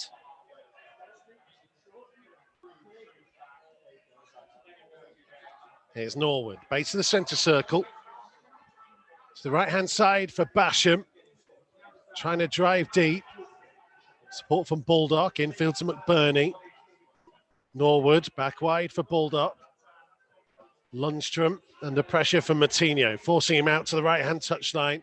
Matinho's done well to nick the ball back and then just hooks it clear into the Sheffield United half to ease the pressure and allow Wolves to push up a little bit. Yeah, so like it was quite congested there, wasn't it? So like didn't really have anything up front. And it was just Pedance up there. But he had to get rid of it. He had a little bit of danger on it. Billy Sharp trying to get in behind Willy Bolly. Bolly got enough of a touch on it. Cody, in trying to clear, hit Bolly. It goes back to Cody, who makes it look like that's what they meant all along, and pinged it up to Neto. Well, I think he was trying to pass it to somebody else and just Bolly got in the way, didn't he? O'Connell, wide to the left-hand side to Fleck, 40 yards from the Wolves' goal. Infield it went to Stevens. Norwood out to the right-hand side to Basham. A lot of space for Basham. Goes down by Neto. Infield to Baldock. Cross blocked by Jimenez. It'll bounce into the path of Lundstrom, who lets it go behind for a corner. Well, they're starting to have a little bit more joy, haven't they? Sheffield United, a little bit more possession. Yeah, another corner that Norwood will go over to take. It's been very much Wolves' half so far, but possession is back to near 50-50. Yeah, so I thought that Sheffield United had a little bit more possession. In comes delivery, hanging high towards the penalty spot. McBurney climbed highest, but his header was straight through. Patricio has thrown it out quickly to Daniel Pedence, but John Fleck read it for Sheffield United and got there. Pedence did have support from Neto as well, and he managed to skip away. Yeah, so Fleck just had the bit of the run on him, didn't he? Coutinho finding Jimenez on the turn over the halfway line, waits for support to arrive, caught late again there by Egan, and they will wave play on. And there is a new rule this year that means that the referee won't go back and yellow card it, even if he was inclined to. If he allows an advantage or a quick free kick, then the caution does not count. Here's Matinho, one of a number of new rules this year. Oh, that's a strong challenge by McBurney on Jimenez, who's been in the wars, and McBurney gets a yellow card. Jimenez looks to be okay. He's not very happy, Raul Jimenez. And again, he's so clever because he just waits for the challenge to come. It's almost like he knows that he's going to get kicked, but it puts the team in a better position.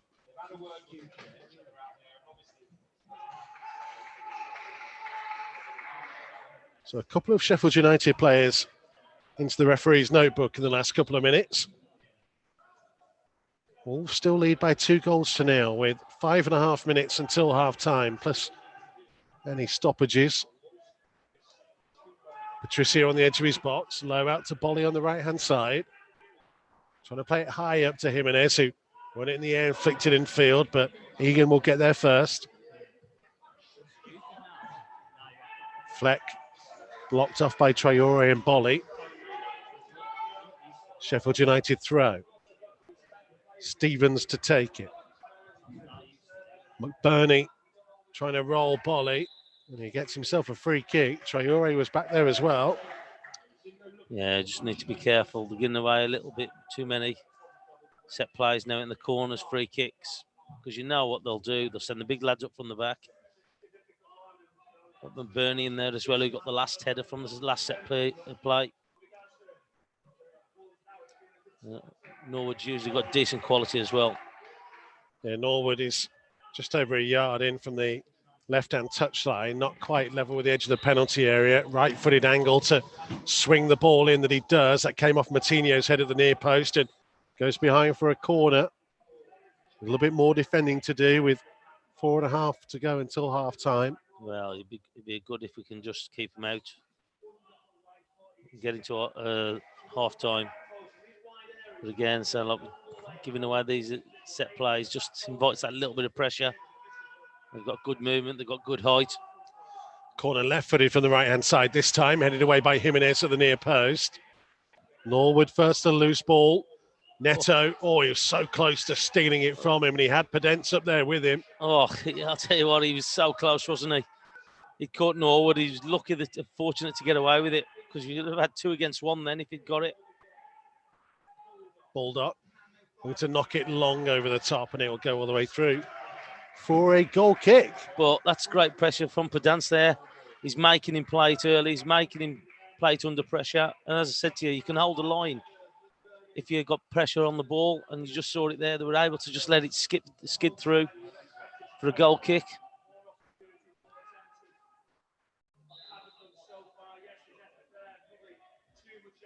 Patricio with the goal kick. Wolves lead by 2-0. Raul Jimenez and Romain Saiss. Got the old goal off to the perfect start. Here's Podence. He thought Neto had made a run past him that he hadn't quite done. Neto was battling with Lundstrom, I think, more than anything. Yeah, I think he was frustrated with himself there. Podence was doing a little skip because he knew that he'd just been blocked off and he couldn't get the ball to him. Norwood, big long diagonal ball towards Fleck, who has to chase it, saves it going behind for a goal kick, but at the expense of a throw down by the corner flag. So we will hear from Iwelumo and Michael Kightly at half-time. Their thoughts on first 45 minutes. You can send us yours at Mikey Burrows at Wolves on Twitter. Use the hashtag Wolves Live. And a foul throw given against Adama Traore. Well, I thought one earlier he's actually done a foul throw, but the referees let him get away with it. Stevens throw, but he's sharp. Back for Fleck. Then Donker wanted a handball in there. He blocked off the cross anyway, and Sheffield United get another throw. Yeah, they're definitely up the game, haven't they? They've started to insert a little bit of pressure on Wolves.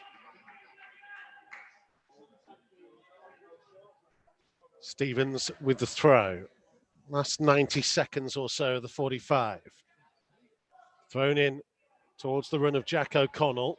Back to Ender Stevens. Just less than 10 yards from the corner flag. It was Dendoncker who robbed it from him, but miscontrolled and gave away another throw. Wolves just been pegged back a little bit in the last 5-10 minutes. But if they can see it through until half-time without conceding, they will see this as a job very well done. Traore attempting to clear. Ball just went high in the air. That was a strong challenge in the back of Neto. Mike Dean allowed it. Sheffield United have the ball back. Fleck, being forced infield by Traore. Comes wide to O'Connell. Traore challenging and managing to use his strength and hook the ball clear. Egan had to get there ahead of Jimenez. It's a bit scrappy either side at the minute. Well, it is. It's starting to get a little bit ruffled, isn't there, some of the players? So there's a couple of tackles gone in from Sheffield United, and Wolves haven't enjoyed it that much. So getting a little bit back themselves. Two very committed teams. Well, it's great. It's great that they've got that competitiveness in the game. They both want to win. They want to win that challenge. Norwood in the centre circle. Wide left for O'Connell. Down the line for Stevens. But Bernie's ball back to him was too hard. And out of play for a Wolves throw. Yeah, Wolves won't be in any rush to take it, I think. See if he can actually do a throw in this one. Fourth official getting the board ready. As Traore throws down the line, but straight to O'Connell, who lifts it forwards to Sharp. Chested down to McBurney. Back to Billy Sharp. 1 minute of time being added on. Billy Sharp back to Stevens. Crossing all the way through the penalty area. Marcel there first, clearing up to halfway. Neto setting off on a charge here, Pedro Neto. Looking for support to arrive, and he tried to fizz his cross in, and it took a deflection on its way and wins Wolves a corner. Well played. That's what you want from your forwards, running in advanced areas, taking it up the pitch, and he's doing brilliant to get that corner.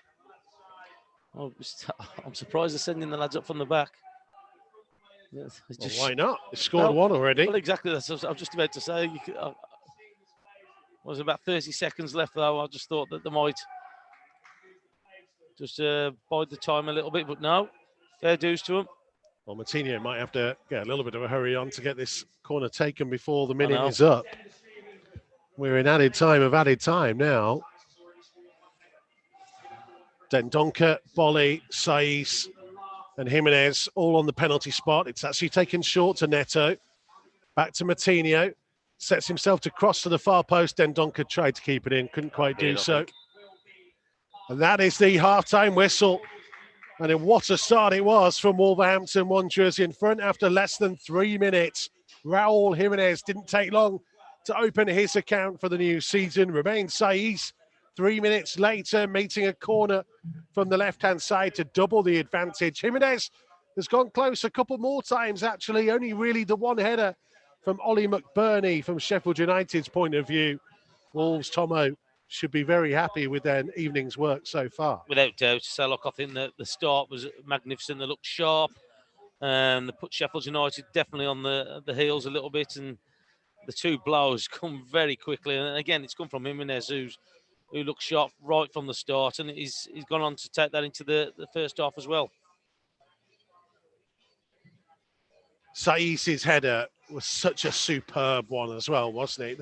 They look for that kind of thing from a set piece. Yeah, but what he did is, look, as I mentioned before, he's falling backwards. He's got to generate the power himself. He's got to be able to get that power and that accuracy on it. And he was able to do that and put it beyond Ramsdale. So, look, so you think about that, what he's done and how he's got up there and the header that he's put away. But what a great start to be 2-0 up with about 7 minutes. So, look, it does settle all the lads down of the Wolves team. Very much so, and hopefully there is more to come. We will hear more from Tomo, and we'll also hear from Michael Kightly and Chris Iwelumo in just 1 moment's time. Don't go anywhere. This is Wolves TV Matchday Live. Matchday Live on Wolves TV, powered by Blythe Group. Listen for free online at wolves.co.uk or on the move anywhere in the world via the Wolves app. Wolves TV, Matchday Live, powered by Blythe Group.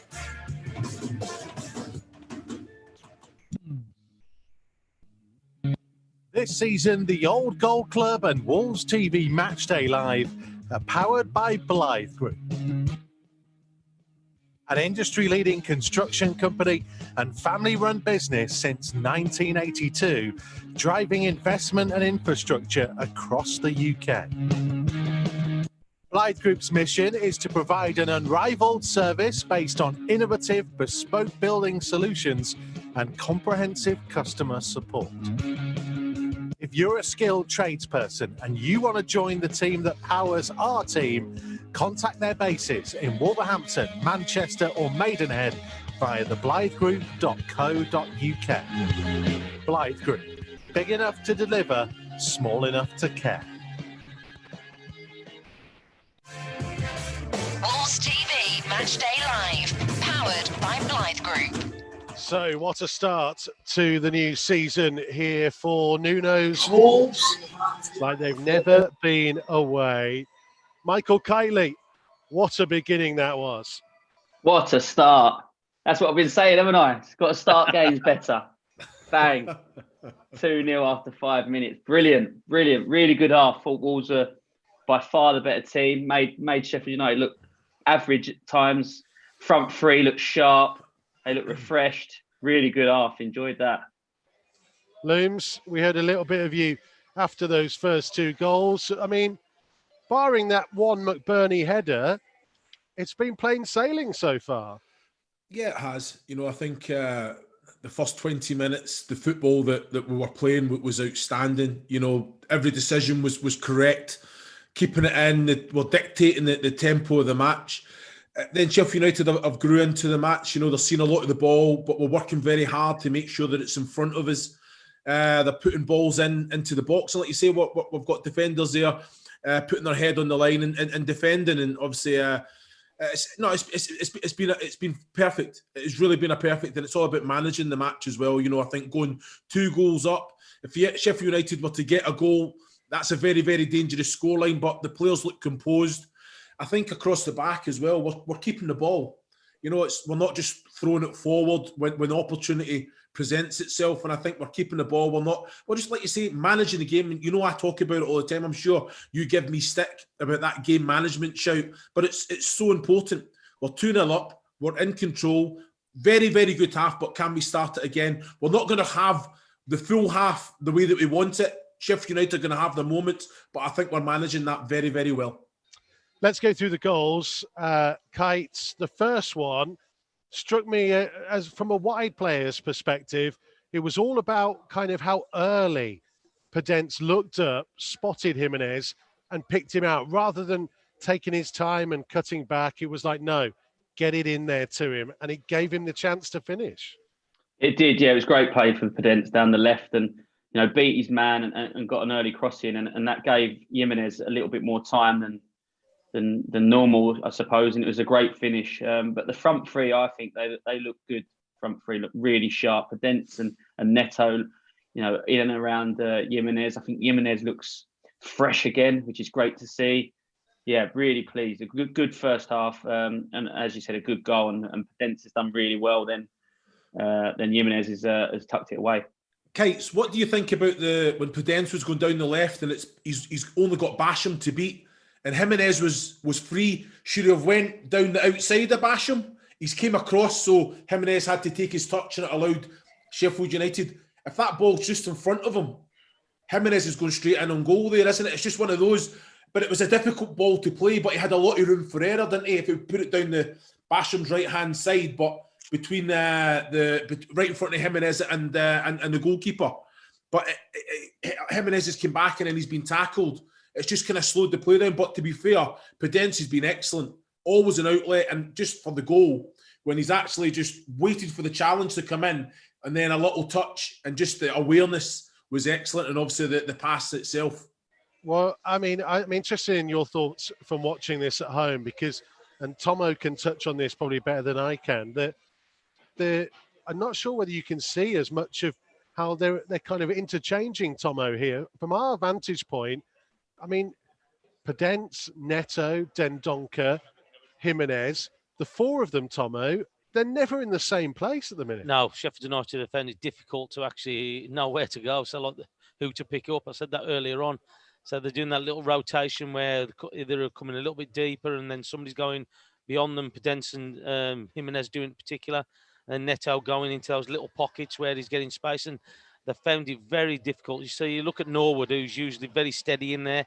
He's found it difficult to get anywhere near them. So look, and it's given that much space. And a great start from them, bright start. And so look, and you look at Jimenez and say, look, he looks like he's definitely up for this game. Looks like the rest has worked for him, definitely, because he was getting tired towards the end of last year with a lot of games that he played. But yeah, that rotation and that little bit of change has caused Sheffield United a lot of problems when we've had possession of the ball. Just on that, you're talking about rotation. I think it's just good players. I think when we're in good possession of the ball, Nuno's allowed the players to go and get on the ball. So you've got the likes of Dendoncker, who likes to get forward anyway, very much box to box. But if there's space to run in front of him, he'll run in front. I think Neto and Pedence, they do have the freedom when in good possession of the ball, they can come and join in. But you've got the likes of Neto down the left-hand side. It's like you say, you're talking about a rotation, but I just think that's where the space is. We're in good possession of the ball. That's where I'm going to go. And like Dendoncker has that freedom to go, and you've got players covering as well. That's the way it should be anyway. I think if you look at any Wolves team over the past, you're thinking, right, okay, if there's space there, can a player go in advance and get in it? And if a player's out of position, he'll have someone covering. That's just good footballers, good intelligent footballers, and that's what we have. But it definitely seems, Michael Kightly, from watching here, that I mean, the way we've seen Wolves play, especially in the 3-5-2 or 3-4-3, 3-4-3 would be like two number 10s playing in there. Now it feels like Moutinho is that one holding in midfield, and then there's like a box. Does that make sense, of the four that can move around wherever they want to go? Yeah, well, I think they know that they've got the back three there, haven't they? And as you said, Coutinho's sitting in front, and you've got the two wing backs. So you've got 6 players there that are sort of defending. And then you've got those 4, as you said, in the little box, and they're given license to go wherever they want, and they're causing all sorts of problems. And really, really good half. I tell you who else I like as well. I like the look of Martial. He looks a good player. Looks very comfortable, strong in a tackle. I think he's had a really good first half, good debut. So it's been a really pleasing first half. But it just shows you as well how much the players have an understanding tactically about what they need to do as well. So you're just watching the players where options. We know when you've played yourself, Looms and Kites, you know when you've got that ball, you want options. And they've always seemed to have those 2 and 3 options. They can either go long, short, inside, whatever they want. And that's what you want from your players, that understanding of what they need to do to support the players, but also be effective at getting at the other team as well. And that's the biggest thing for me, that understanding of what they need to do to hurt other teams. Yeah, spot on.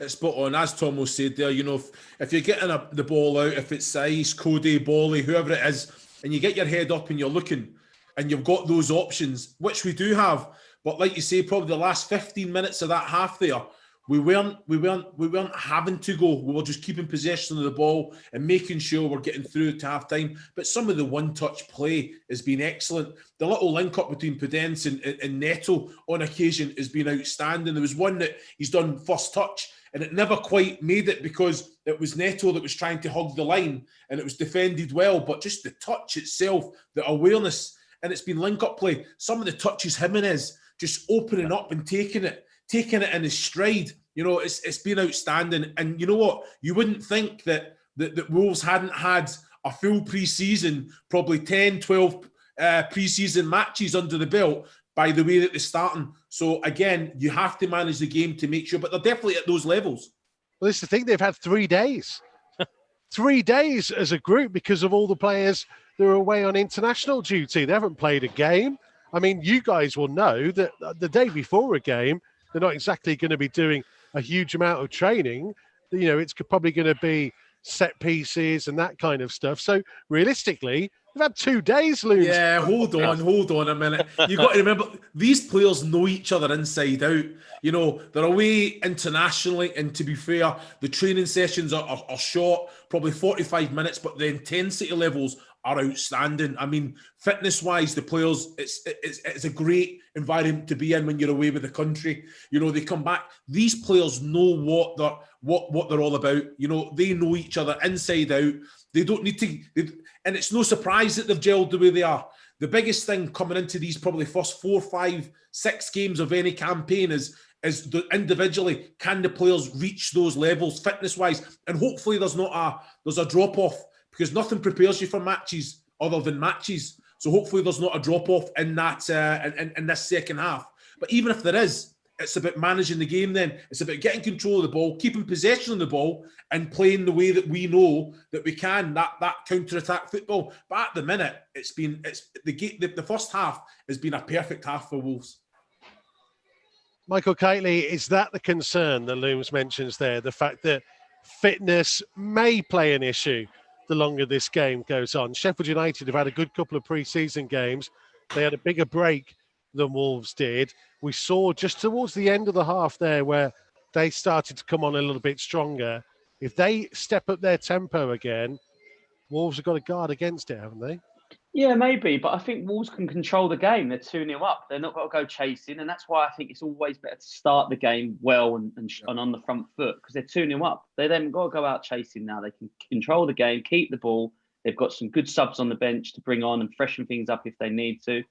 Let's be honest, Sheffield United haven't caused them any sorts of problems. As you said, that McBurney header wasn't even really a chance, was it? So, I don't see there being any problems. I'm fully confident with a win tonight now. Just watching it as well, I think Sheffield United tried to mix it up a little bit just to get into Wolves, just to unsettle them a little bit. So, like, towards the end there, you saw them a couple of little heavy challenges, moaning at the referee, just to unsettle the Wolves, because they realise that they're struggling to keep up with them. But also as well, we're talking about that pre-season, they're good players. So, look, they know what to do and how to look after themselves now, the modern-day footballer. So that's what it's all about. They know how to manage their time. And look, I know it's always nice to have a rest, that mental thing as well with it. But they've come back, and especially that first 10, 15 minutes, they look very sharp indeed. Right, Sheffield United are back out. Wolves will be back out soon enough. Michael Kightly is confident. How are the rest of you feeling? Let us know. We'll hear more from Kites and from Chris Iwelumo as we go through. Don't go anywhere. Second half is coming next. Matchday Live on Wolves TV, powered by Blythe Group. Listen for free online at wolves.co.uk or on the move anywhere in the world via the Wolves app. Wolves TV, Matchday Live, powered by Blythe Group.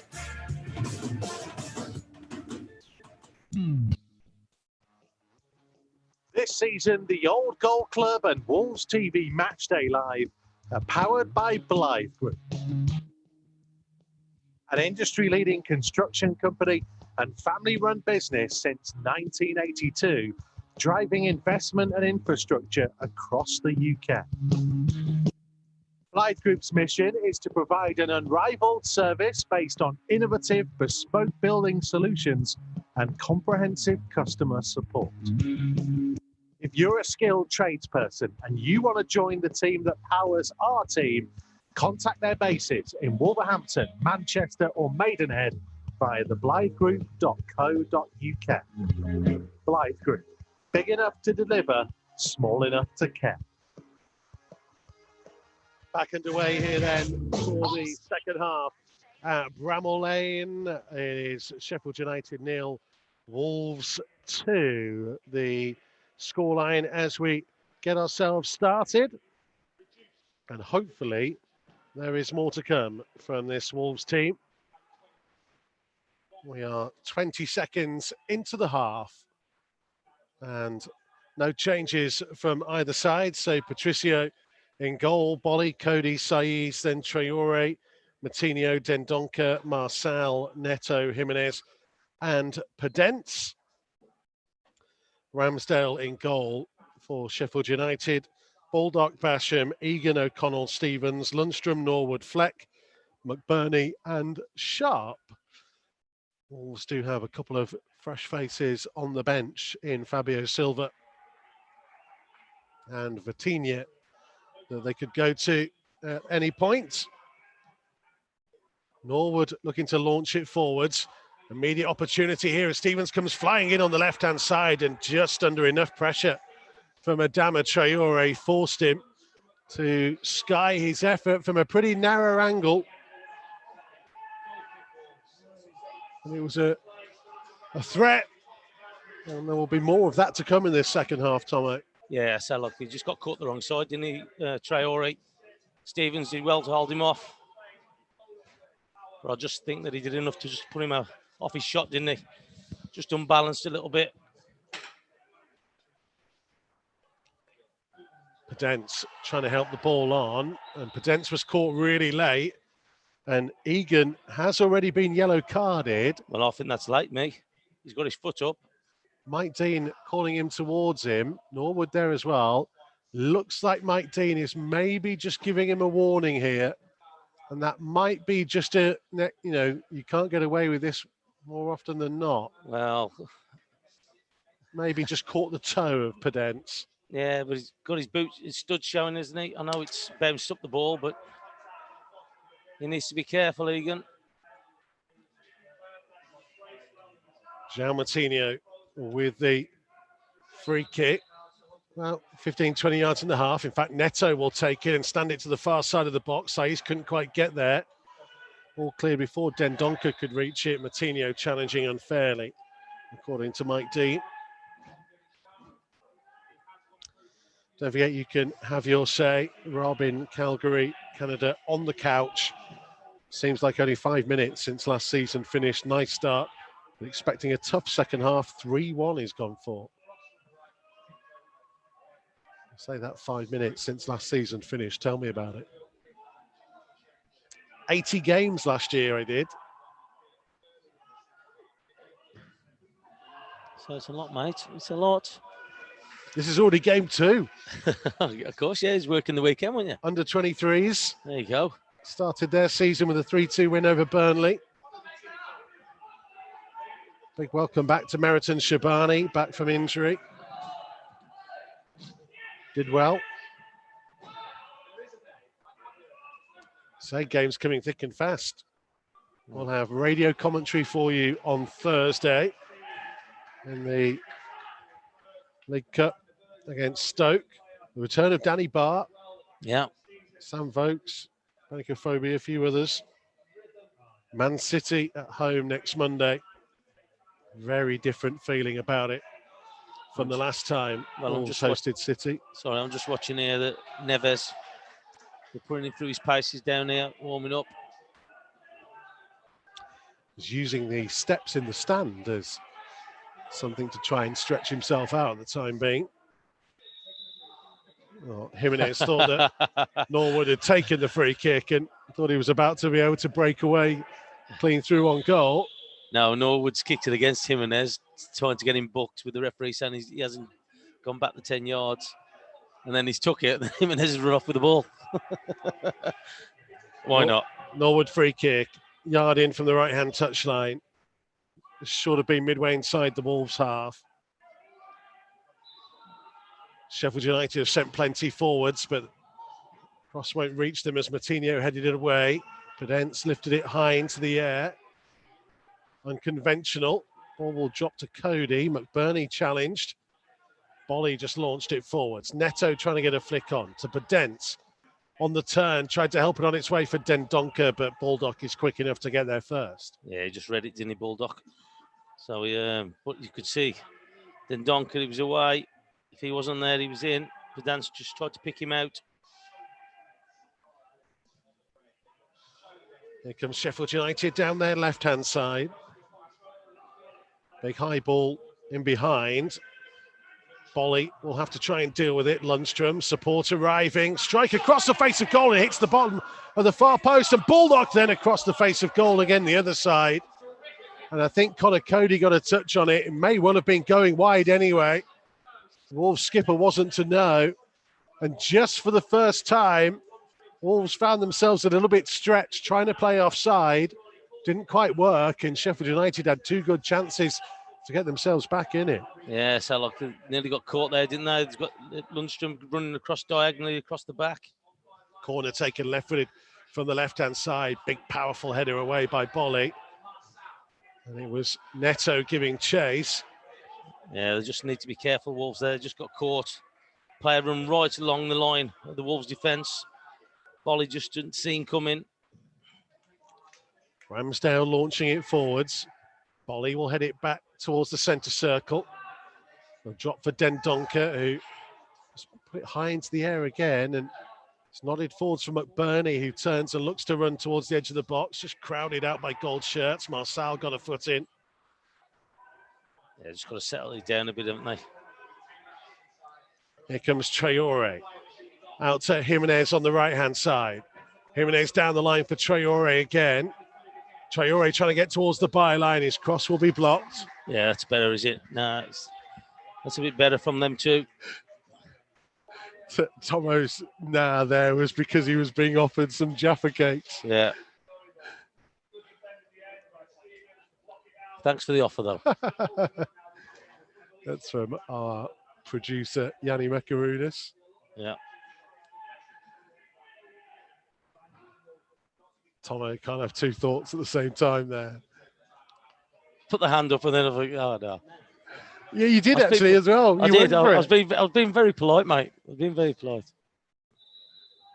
It's like you'll get told off when you get home. Wolves corner, right-footed from the right-hand side. Again, 4 gold shirts around the penalty spot, waiting to make their runs. Oh, Saiss his head and it's so close again. Got across his man at the near post this time. Headed it down and towards the far post. Just couldn't quite tuck it into that far corner. Oh, I'll tell you what, Ramsdale's going across his penalty area. He thought that was in. He saw him a last-minute dive from him. He was nowhere near it, but again, quality and good header from Saiss. They didn't have anyone on the far post either, did they, No. Sheffield United? Well, you always know by the reaction of the goalkeeper if it's going to be close. Yeah. And he's scrambling across his penalty area. So maybe set piece is something Wolves have worked on, you know. Yeah. Talk about the need for more goals. Didn't really get enough from them last year. Traore trying to burst away from a couple of challenges. Just being held up by O'Connell. A couple of yards from the corner flag and the byline. Attempted cross hits O'Connell. Comes back to Traore. Needs a bit of support here and he'll end up standing for a throw.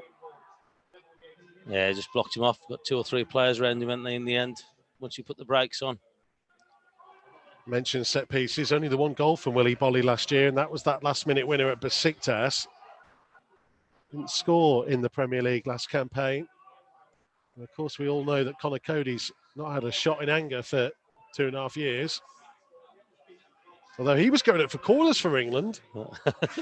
Gareth Southgate not watch any of Wolves games. I was going to say, he ain't got past the halfway line for us. Must have thought like it was his birthday and Christmas all at once. No nose bleeding or anything, was it? Here's Baldock on the right-hand side for Sheffield United. Midway inside the Wolves half. Down the line for Lundstrom.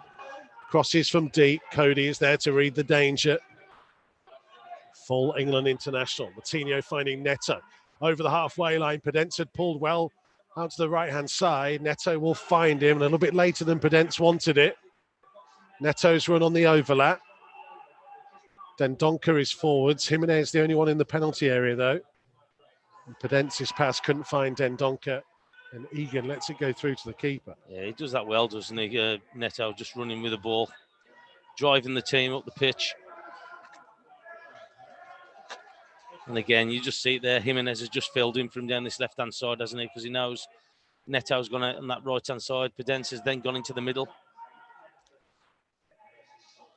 Yeah, Pedence is now as Wolves' main striker. And Jimenez is playing from the left as high ball goes towards Baldock. It gets away from Marçal. Support from Lundstrom. Back infield to Baldock. Tried to set himself. Basham coming on the overlap. Moutinho reads the danger and got it away and got a kick for his troubles. And Wolves will get themselves a free kick. Yeah. Again, it's good tracking from Moutinho, wasn't it? He's done well, actually, you know, in that role. Yeah, tonight, João Moutinho. Yes. Well, look, as I've mentioned it before, if you've played that many times for your country, you can basically play anywhere. You're a quality player. He knows what the job details are. He knows what to do in there. Just watching Fabio Silva and Vitinha amongst those warming up at the minute.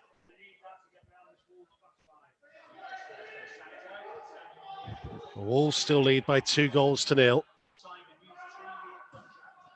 56.5 minutes played here at Bramall Lane. Wolves haven't won here since the League One season. Yeah. March 2014. As I mentioned before, so we've come here a couple of times, well, the last 2 visits, and we've lost. He's a bit of a sickener, the last kick of the game, wasn't it? There's John Fleck down the left-hand side for Sheffield United, up towards the edge of the box. There's enough of a clearance that sent the ball wide. Still Sheffield United come. Fleck on the cross. Saiss reads it. Heads it back where it came from. Then a big foot in by Traore to try and clear. Dendoncker trying to get there. Still Sheffield United have the ball though. Egan. It's turning away from Jimenez on the halfway line to the left of the centre circle. Into the feet of McBurney. Egan's continued his run. Trying to slide it onto Billy Sharp, and it's across the face of goal. Marçal had to actually reorder his feet to make sure he didn't turn it into his own net. Norwood in field. Moutinho trying to slide. Offside flag has gone up here. And Wolves will get a little bit of breathing space that is most welcome at the minute, because they are under probably the most intense bit of pressure they've faced in the whole game. They are, yeah. Yeah, just watching it here. Oh, it's just fractions away from it, isn't he? Billy Sharp Yeah. looked for a moment like he would go with the inside of his right foot. He went left, and I think that's a cross, you know. It is a for cross. Lundstrom. Well, I think that I'm very surprised. Somebody like him who scored loads of goals, he hasn't shot because the keeper's gone down early as well. Chusio. Yeah, you would have banked on him. There's a big, massive gap at the front post, though, wasn't there? Because Chusio's tried to read it. Yeah, I think Wolves are looking to make a change now. Yeah, Nuno and Rui Pedro Silva deep in conversation on the edge of the technical area. What kind of change will they go for, though? Well, we saw earlier about Neves warming up. I know he's sitting back down. He's just heading back out with Jota now. Yeah. Here comes Sheffield United again. Down the left-hand side, driving on. Bolly got a foot to it to send it behind for a corner. Yeah, Moutinho's gone down as well on the far side. Just looking around, seeing who might be coming on.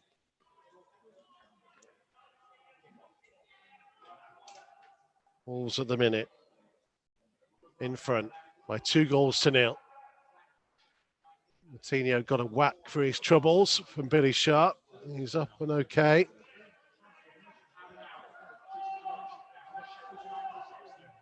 Moutinho's got to get back in and defend. Well, I think he might be using his experience a little bit just to dampen the time a little bit as well. Oh, now then, Marçal has gone down in the penalty area. I think it was a clash with McBurney. Yeah, he's pushed him to the ground, hasn't he? And Mike Dean going across to try and have a word. Not sure how much English Marçal speaks, actually.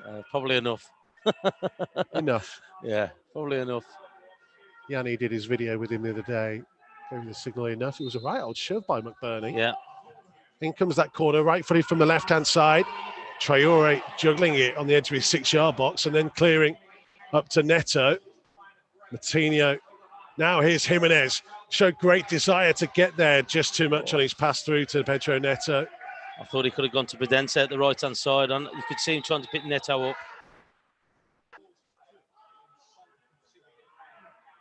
We're still waiting to see whether there's going to be another change here. And Saiss down inside the penalty area. Yeah, didn't see anything. Just looking out. Oh, he's just stood on the back of his heel. It was an accident, Egan. Sore. Yeah, it was an accident. Didn't know much about it. He's just gone down the back of his heel, hasn't he, Egan? That was a real sore one on Romain Saiss. Yeah, he's gone straight down the back of his heel. Because his foot was just about to plant to get himself ready to jump. That's probably why it dug into the surface a little bit as well. That looked painful. And he will hope that he is okay. That was not a nice one. And Romain Saiss needing a little bit of treatment. And it's given opportunity for one or two to come over and have a bit of a drink. Say Wolves subs continue to warm up. How long will it be? Dave Wright says, this is a very strange feeling being a Wolves fan. Normally I'm saying what changes Nuno should be doing after half time. Hope we're not going to be all first half and no second. Well, look, with the team being at home like Sheffield United, they've got to go out there. They've got to do a lot more than they did in that first half. They only had probably about 10 minutes where they actually put any pressure on Wolves. And I'm sure the manager had a few kind words to say at half-time to the Sheffield United players. But look, it's one of those things. So, like, at the end of the day, it's still early doors of the season. You use the subs as much as you can, and you've got good experience on there on the bench. So it'd be interesting to see what he does change. Our friend producer SX is getting involved in a few chats on Twitter. I've just been sent talking about Wolves for top 4. You can hear his episode actually of My Golden Game, available to listen to on our Old Gold Club podcast channel. And I think they're all available via Wolves app as well. Lots of episodes have gone up in recent weeks, trying to keep you entertained during the little break between matches. Julian Lescott was the last one that went up. Essex talking about MK Dons, that 10K to MK game. Jackie Oatley, Kevin Doyle, Carl Ikeme, Adelaine Guediora, Neil Emblem. Yeah. Sylvan Ebanks-Blake, John Richards, Ewan Roberts, Don Goodman, Dave Edwards, Dennis Irwin, all talking about their favourite ever Wolves games. We'll get Tomo to do one at some point. There's Billy Sharp. Back, it's got dangerous cross in, taken by Rui Patricio again. Saiss doesn't look quite right. Well, I'm sure that's very sore. Now Neto. Oh, he's left Basham for dead as he goes running on the outside of him. Now trying to check his run and wait for some support to arrive. Twisting and turning, Pedro Neto. Just looks like he's growing in stature with every game that he plays. It's confidence, isn't it? And I said that earlier on in the game, where he does it so well when he runs with the ball and he drives the team up the pitch. And you saw an example there. He was the young professional of the season last year, Pedro Neto. Not surprised. He come here, people thinking, okay, under 23s possibly be playing in that.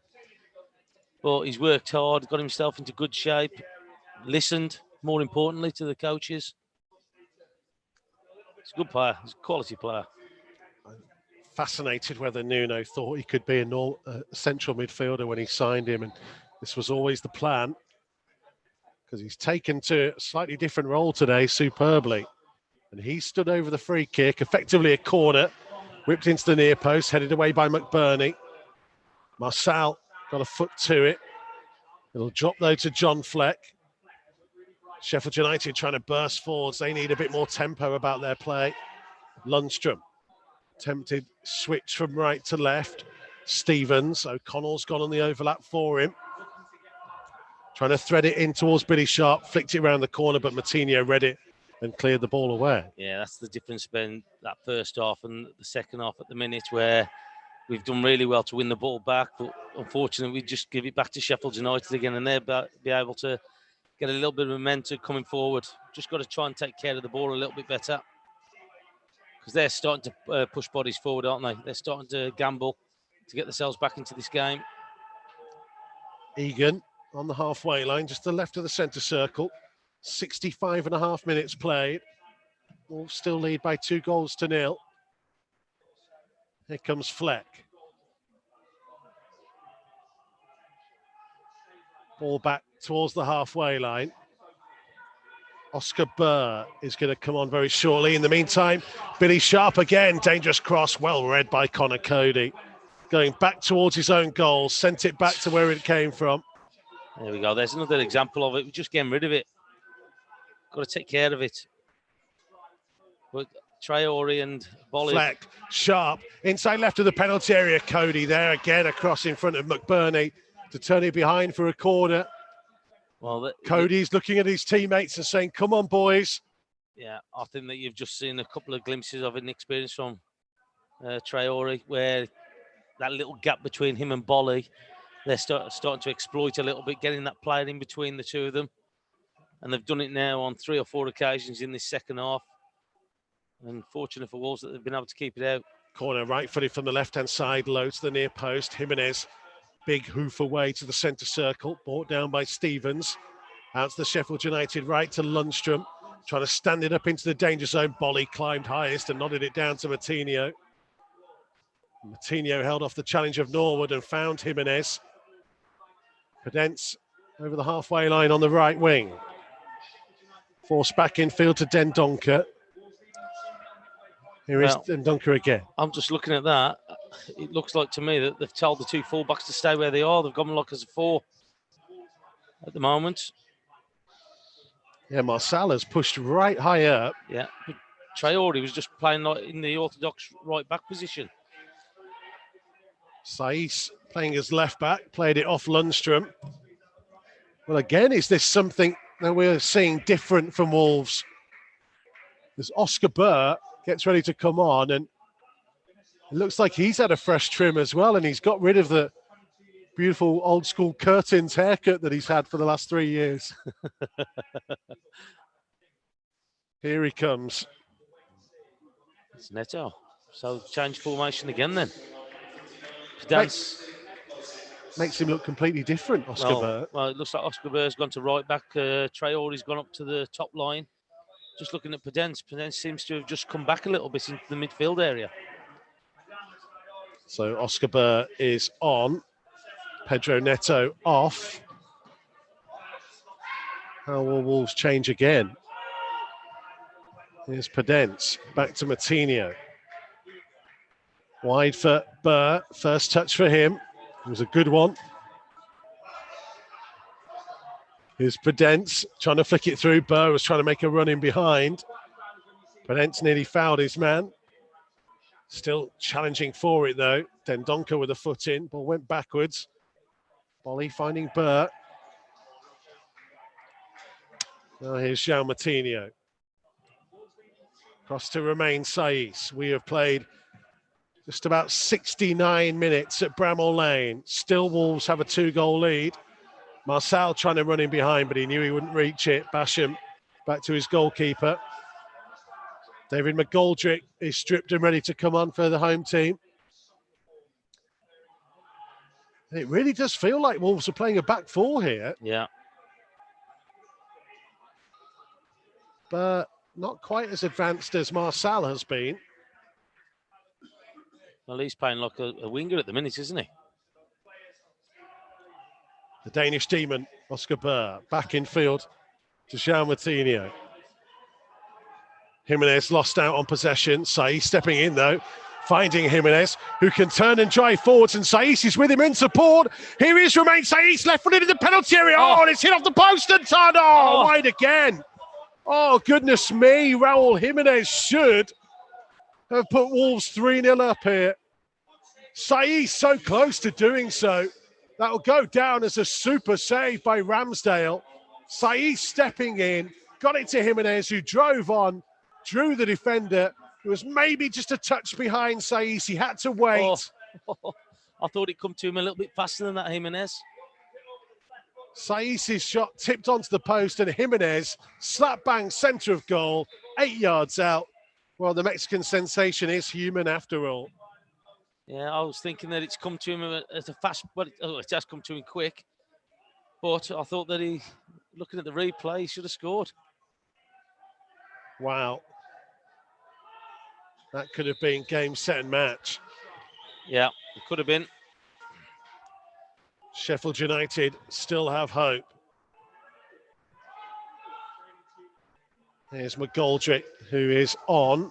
I'll confirm for you in a minute who for, as Baldock plays it infield. McGoldrick wide to Lundstrom, on again to Baldock, into the penalty area, to the byline, and somehow the ball is scooped wide by Billy Sharp from less than 6 yards out at the near post. The man of his goal-scoring pedigree, who expected Sheffield United to have a foothold again. He maybe was just trying to be a bit too clever. Yeah, Selleck again. Selleck got away with it, Wolves. Just got exploited down these flanks. They've got caught a few times now.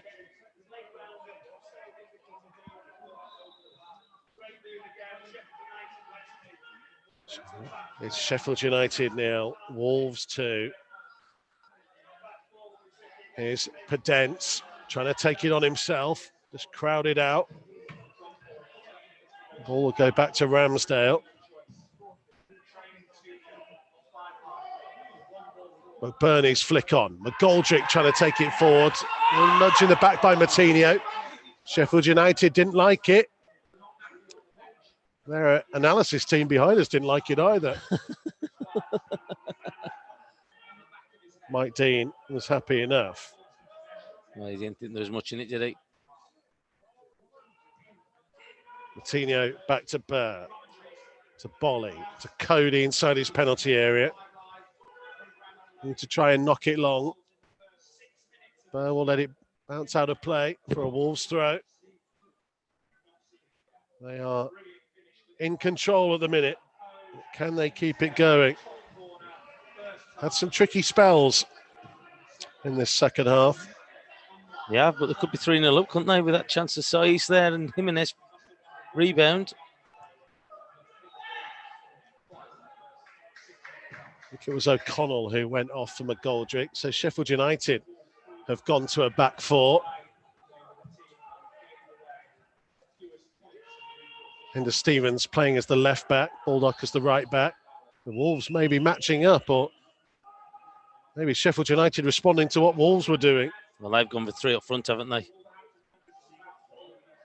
Burnley up there, McGoldrick and Sharp. Gone with the 3. Fascinating tactical battle, this. Let's see if we can get the thoughts of Chris Iwelumo, maybe. Talk us through it. Here, Michael Kightly watching from home for us as part of our Matchday Live extra team. Connor Cody lifting the ball to halfway. Traore tried to head the ball in field. Cody nodding it down to Saiss, wide for Marçal. Ruben Neves is stripped and ready to come on, as is Sander Berge for Sheffield United. In the meantime, it's Podence back into his own half. He's twisting and turning. And he's played it out wide to Marçal. Back in field to Jean Moutinho. And maybe this is a good thing for Wolves. Just keep the ball for a little bit. Yeah. Podence playing where he wants. Well, you've got 2 players out there. I don't know why he did go right. You got Burr and Jimenez out on the right-hand side. I'm surprised he come back out this left-hand side where all the Sheffield United players were. Yeah, tried to reverse it for Marçal. Here comes Lundstrom down the United right. Infield to McGoldrick to the edge of the area, trying to shoot. Blocked off by Saiss. Moutinho up early to Traore. Traore looking to try and drive at his man. He's got support arriving from Raul Jimenez. Adama Traore goes for goal. Flashes over the top of the crossbar. Sick. I don't mind that at all. It's been positive with his play. Had one thing in his mind. He knew he wanted to shoot. Jimenez is running on the outside of him. Just gone for power. You could just see it rising. Went too far away. Well, Ruben Neves coming on. Let's get the thoughts of Chris Iwelumo. Back 4 here looms. Yeah, you know what, I've got to say, I'm impressed. You know, Sheffield United are seeing a lot of the ball, but we're weathering a storm. We're going forward. We're having our moments, and we're going forward with quality. That's a big miss there for Jimenez. You know, he had to react to it. Saiss found himself up there, hit the bar, touched on. Fantastic chance, but you know what? As I say, as much as Sheffield United are having the ball, we're defending well, and then when we're having our moments, we're going forward with quality, and you can't complain with that. Very much how I thought it would play out, but can we just kill the game off for getting that third goal? James, thank you very much indeed. Chris Iwelumo, Michael Kightly, part of our team, with Andy Thompson alongside me here at Bramall Lane. Wolves leading by 2-0 as we go into the final 14 minutes. Billy Sharp in the penalty area, crowded out by Cody and Willy Bolly. Ball will come to Stevens, who trying to find room to get his cross in on the far side. Slid ball through. Berger being held up a bit by Oscar Burr. Comes back to the edge of the box. Dangerous cross in. He'll come all the way through the penalty area. Balled up. Back to Lundstrom. It's just a little bit more nervy than we would like it to be at the minute. Moutinho stepping in to win things back. Ruben Neves on for Daniel Podence. As Wolves change. Here's McBurney. Good block on the cross though. Sheffield United ball. Oh, it feels like a lifetime ago The Wolves went racing into a 2-goal lead. Here's Lundstrom. Back in field to Berger. Falls to Ollie McBurney. Just outside the right side of the penalty area, blocked by Marcel. It will be a Sheffield United throw. First half possession was 50-50. Second half has been 60-40 Sheffield United. Bulldogs cross blocked off by Saiss. He had another good game, hasn't he, Saiss? He's done well back there. Tempo and momentum seems to be with the home team. The Wolves have the goals advantage, and that's what counts at the minute. And if only Raul Jimenez could have put home that open goal. Yeah, and you wouldn't put it past him as well. Well, put it this way, it's probably easier than his actual goal. So it was a great finish his goal was. It's come to him short, but again, so look, it's still 2-0 at the moment, and they're hanging on to that defence a little bit. And they defended well last year, and that's one thing they built this team on. There's McGoldrick, middle of the Wolves half. Neves couldn't quite steal it from him. Now Lundstrom on the right-hand side. Dangerous whip cross in. Saiss helped it on its way. Billy Sharp chasing the ball out and allowing it to go for a corner. Yeah, they'll want a set play when they're sending the lads up from the back again. There's Raul Jimenez's 100th Wolves appearance, by the way, tonight. 45 goals in that time. So we'll forgive him maybe the odd mischance. Because that is not a bad record at all. No, it's not. No, it's not at all, is it? Corner taken left-footed from the left-hand side. Egan won the first header. Looked like a shove by McGoldrick.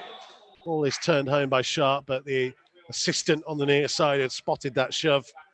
And Wolves get the free kick. Yeah, so again, look, we know that Wolves have always defended pretty well since Nuno's come. That's one thing. They've been organised and tough to beat.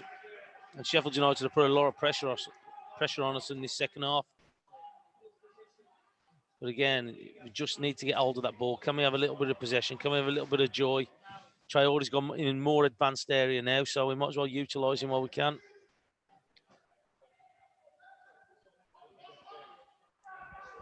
Here is Raul Jimenez. Willy Polly. João Moutinho. Neves wide for Saiss. Now to Marcel. On the halfway line, did well to get in field to Moutinho, and he looked like he was caught off the ball there. Bulldogs just blocked him off, I think. Free kick. Yeah, I think he's just blocked him. And based on 80 minutes so far, he looks a very good addition. Yeah, he does. He does, Marcel. So look, he looks, well, comfortable on the ball, isn't he? Wants to play, wants to get forward. Yeah, just watching the free kick again, Bulldog. He had no intention of playing the ball, Bulldog. He just blocking him off. 31 years old, Fernando Marcel, to give him his full name. Well, we said at the beginning of the show, didn't we, about like the mixture between experience and inexperience. This is his 250th club career game. He's been around. He's played in a number of countries as well, actually. Yeah. Brazil, Portugal, Turkey, France. Good-sized clubs as well. Yeah. It's a decent pickup. For the money as well, wasn't it? Yeah. Moutinho is chasing forwards. O'Connell, as he tried to nod it down.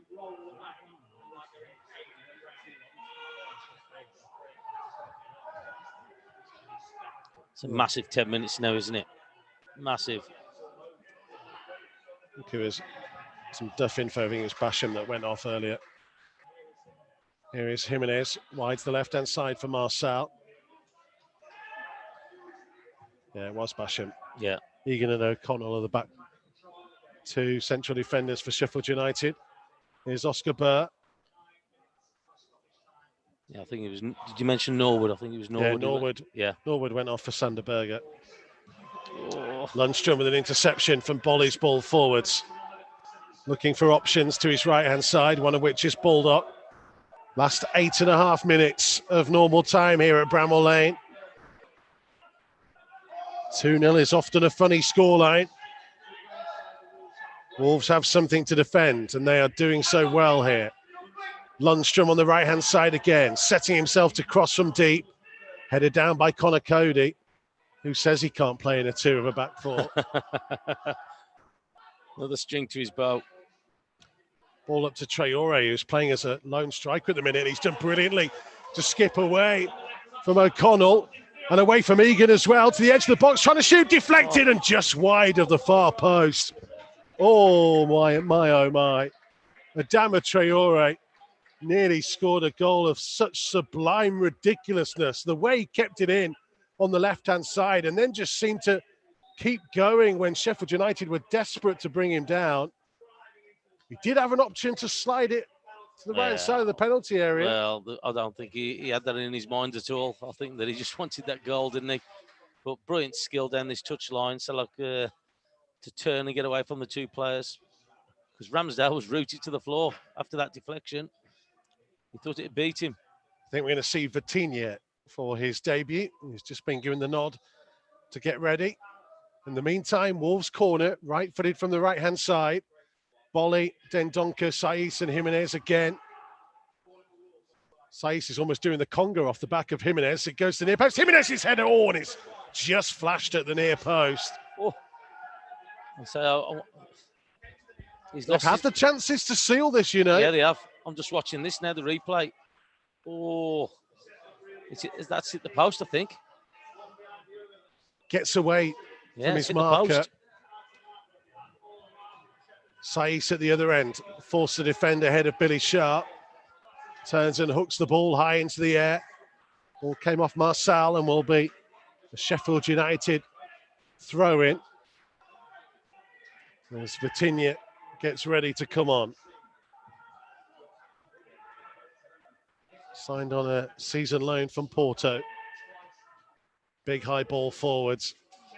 Away by Saiss. Hooked away by Matinho.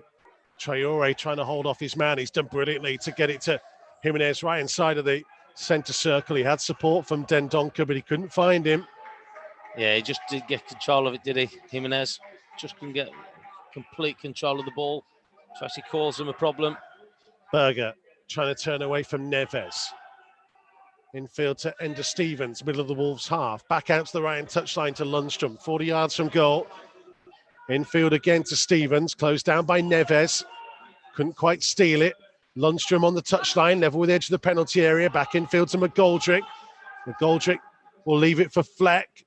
Fleck with a little short ball, finding McGoldrick, who tries to lift it into the box, but Patricio will see it behind for a goal kick. Good defending, keeping a great line, making Sheffield United force the ball through. And because the line was nice and high, Connor Cody holding them up, so to just go through to the goalkeeper. Jean Matinho is the man who is coming off for a debut for Vitinha. Full name, Vitor Ferreira, but he wants to be known as Vitinha, so he will be known as Vitinha. First opportunity to see another hot young talent. Vitinha had another good game, hasn't he? He's done well in there. Neves will swap with it and go into that holding position. Here is Burt trying to play it down the line. Sheffield United throw. Jimenez is dropping deeper and deeper. Traore is the most advanced Wolves man now. As Egan plays it wide right for Lundstrom. 10 yards over the halfway line. Looking to try and drive away from Neves out to the left-hand side. Stevens back in field. Lundstrom's diagonal ball to the far side of the penalty area. Bulldog nodding it back from McGoldrick, who tried to help it in, headed away by Neves. Vitinha has gone chasing as McGoldrick plays it back into the centre circle. O'Connell finding McGoldrick, wide for Berger. Down the line for Bulldog. Attempted cross blocked by Marçal and out of play for a Sheffield United corner. 3.5 minutes just under left to play of the 90, with Wolves leading by 2-0. Yeah, important spell now, isn't it? So, like, they've got a set play. Again, you know that Sheffield United are decent at them. Got that winner against us not so long back. But they've been disciplined, Wolves. Lundstrom, right-footed from the right-hand side with the set piece. Low to the near post. Turned away by Jimenez. Lundstrom to Bulldog. Back down the line for Lundstrom. They will cut onto his left foot. Low cross turned away by Traore. Stevens out wide to the left-hand side. Flick down the line for Billy Sharp, just outside the penalty area. Cross blocked off again for Wolves. I think that was by Saiss, who has been everywhere tonight. Yeah, as I said, he's had a good game. He's got his body in where it matters. He's got the goal. Corner, left-footed from the left-hand side, hanging high. Won by Egan, and it's wide of the far post, and Raul Jimenez pretended like he was going to try and head it clear, waited to the last moment, and then let it go over his head for the goal kick. Again, well, you've just seen him give the fist punch to Conor Cody because he's giving him a shout. Tell him to let it go.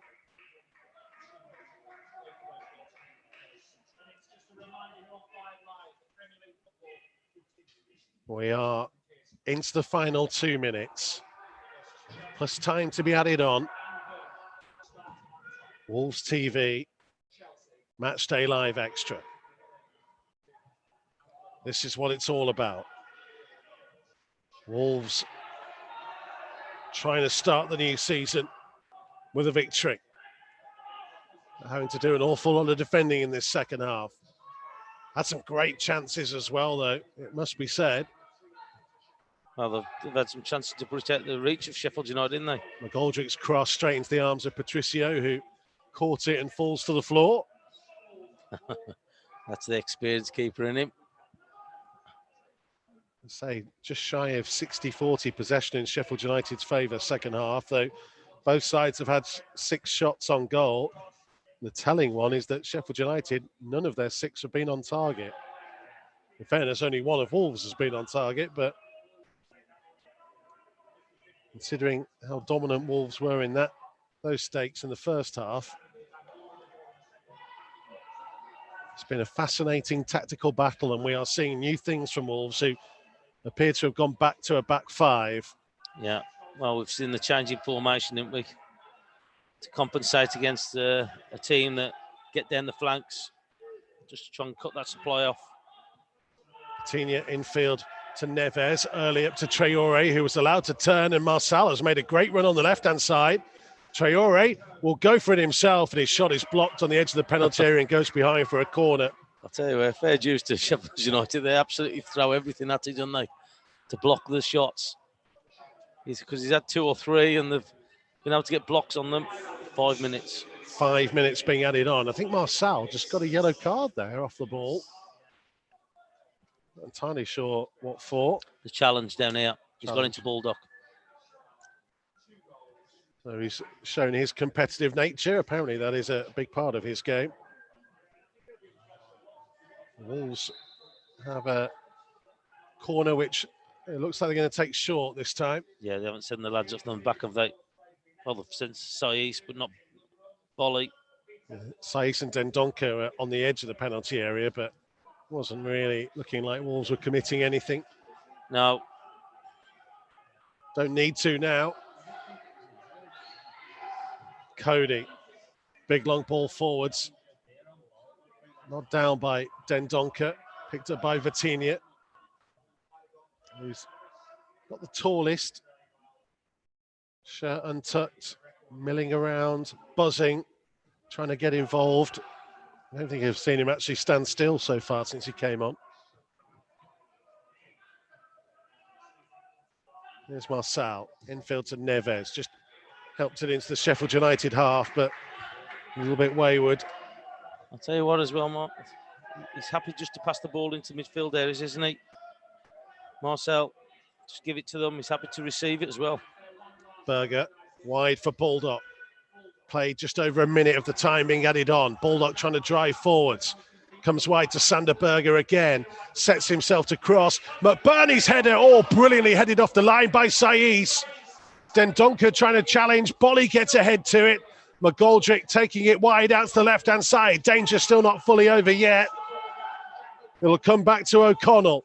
He'll set himself left-footed, drilling the ball towards Marçal with a very good header clear. Jimenez can't pick up on it. Dendoncker challenging. Oscar Burr clearing. Oh, now there might be a breakaway. Jimenez. Oh, he's got it wrong. Trying to switch the play for Traore. Outside of his right boot. Didn't get enough on it. No, so again, Bulldog just did a good job on getting his body just in line with him. Just come back to this, Tomo. Berger's cross. McBurney's header. Yeah. Remains Saiss, who has had a brilliant game. Great position again. Great defending. Patricio wouldn't have got there. No. Could be very much up there for man of the match, Remains Saiss, you know. No, without doubt. I think he's had a great game. McBurney on the turn, blocked off by Cody. It's out of play for a corner. We've played just shy of 3 minutes of the 5 being added on.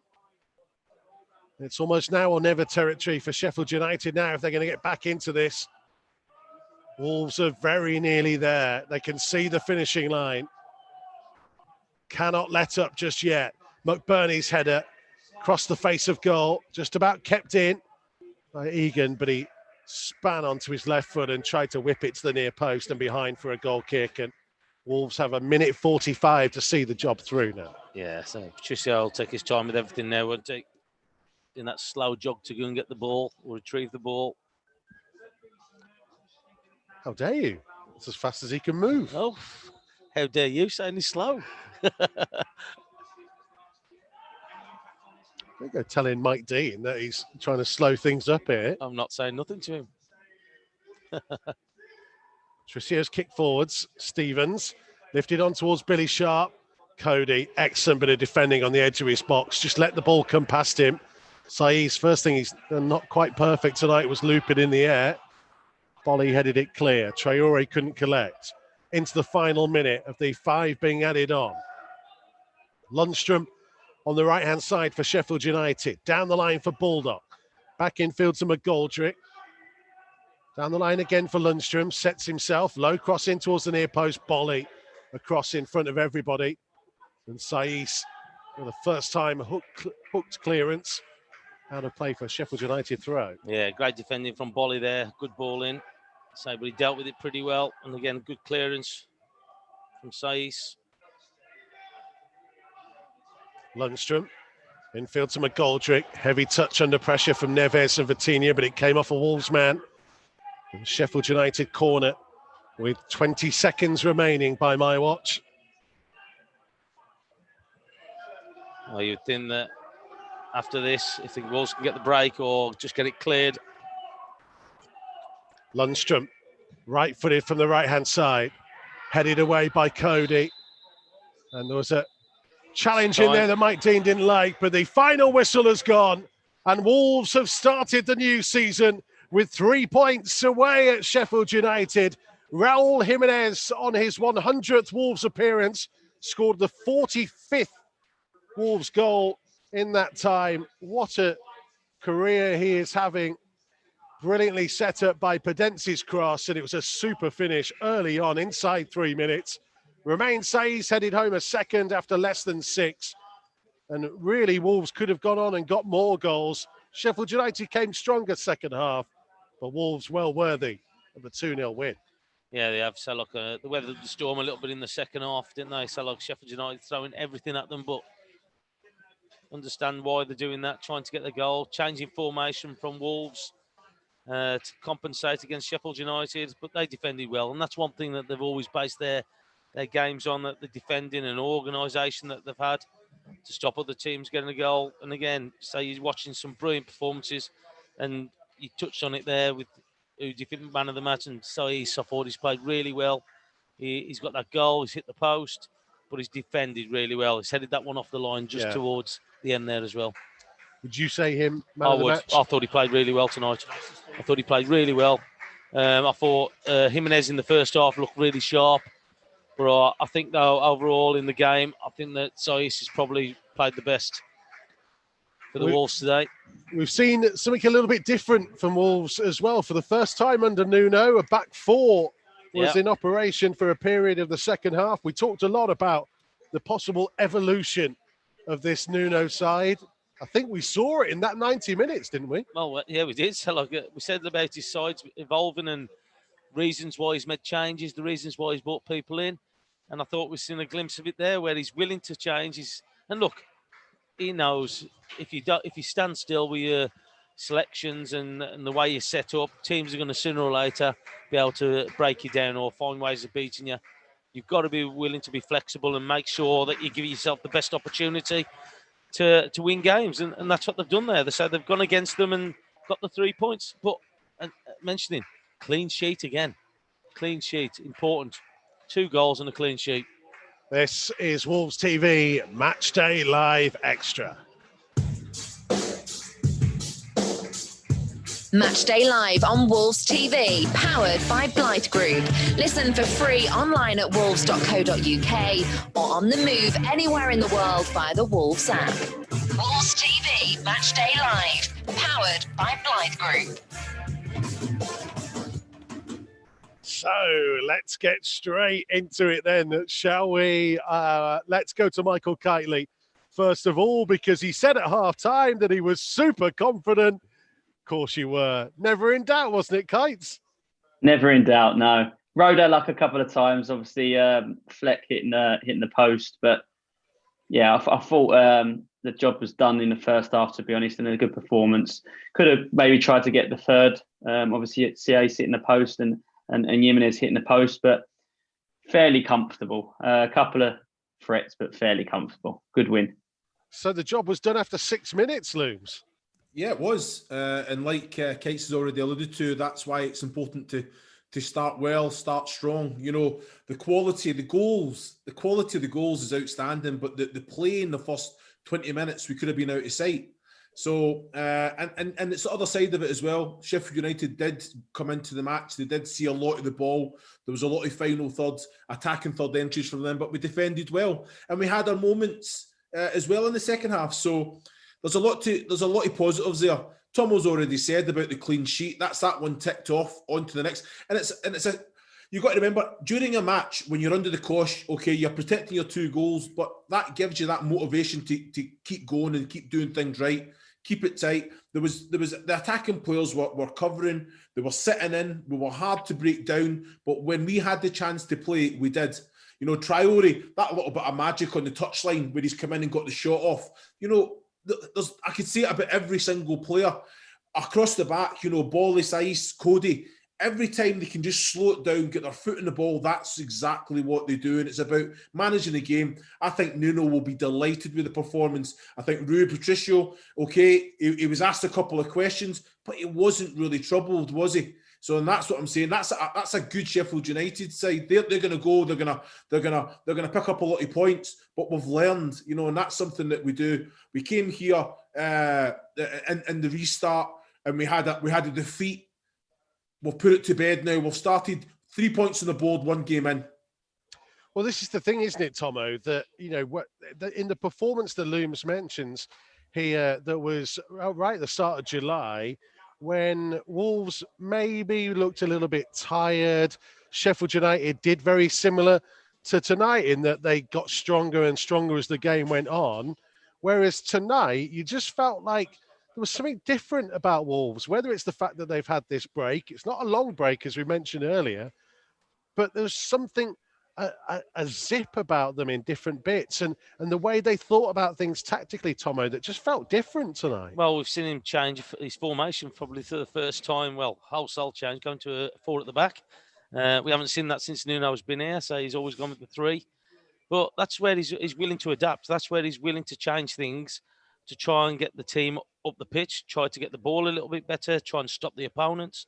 And that's what it's all about, being able to change and not become predictable, what I said earlier, and make it different for the other team. So, because Sheffield United put a lot of pressure on the Wolves' defence in that second half.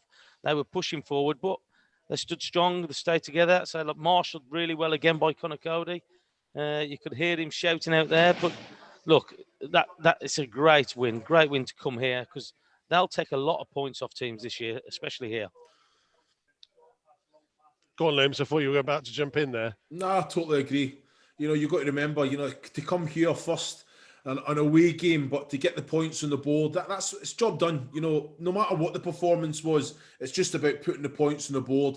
You know, the players will be delighted because they played some really nice stuff. They reached the levels that, you know what, it usually takes you 4 or 5 games just to kind of find your groove. It's like we've been playing for a couple of months the way that they were out there and started. And okay, they weathered the storm. They were professional second half, but still, we looked dangerous. You know, when we went forward with quality, with pace, when we got into that final third, that attacking third, we looked like you said, Kicks already said, hitting the post twice. You know, it could have been 3-4-4-0.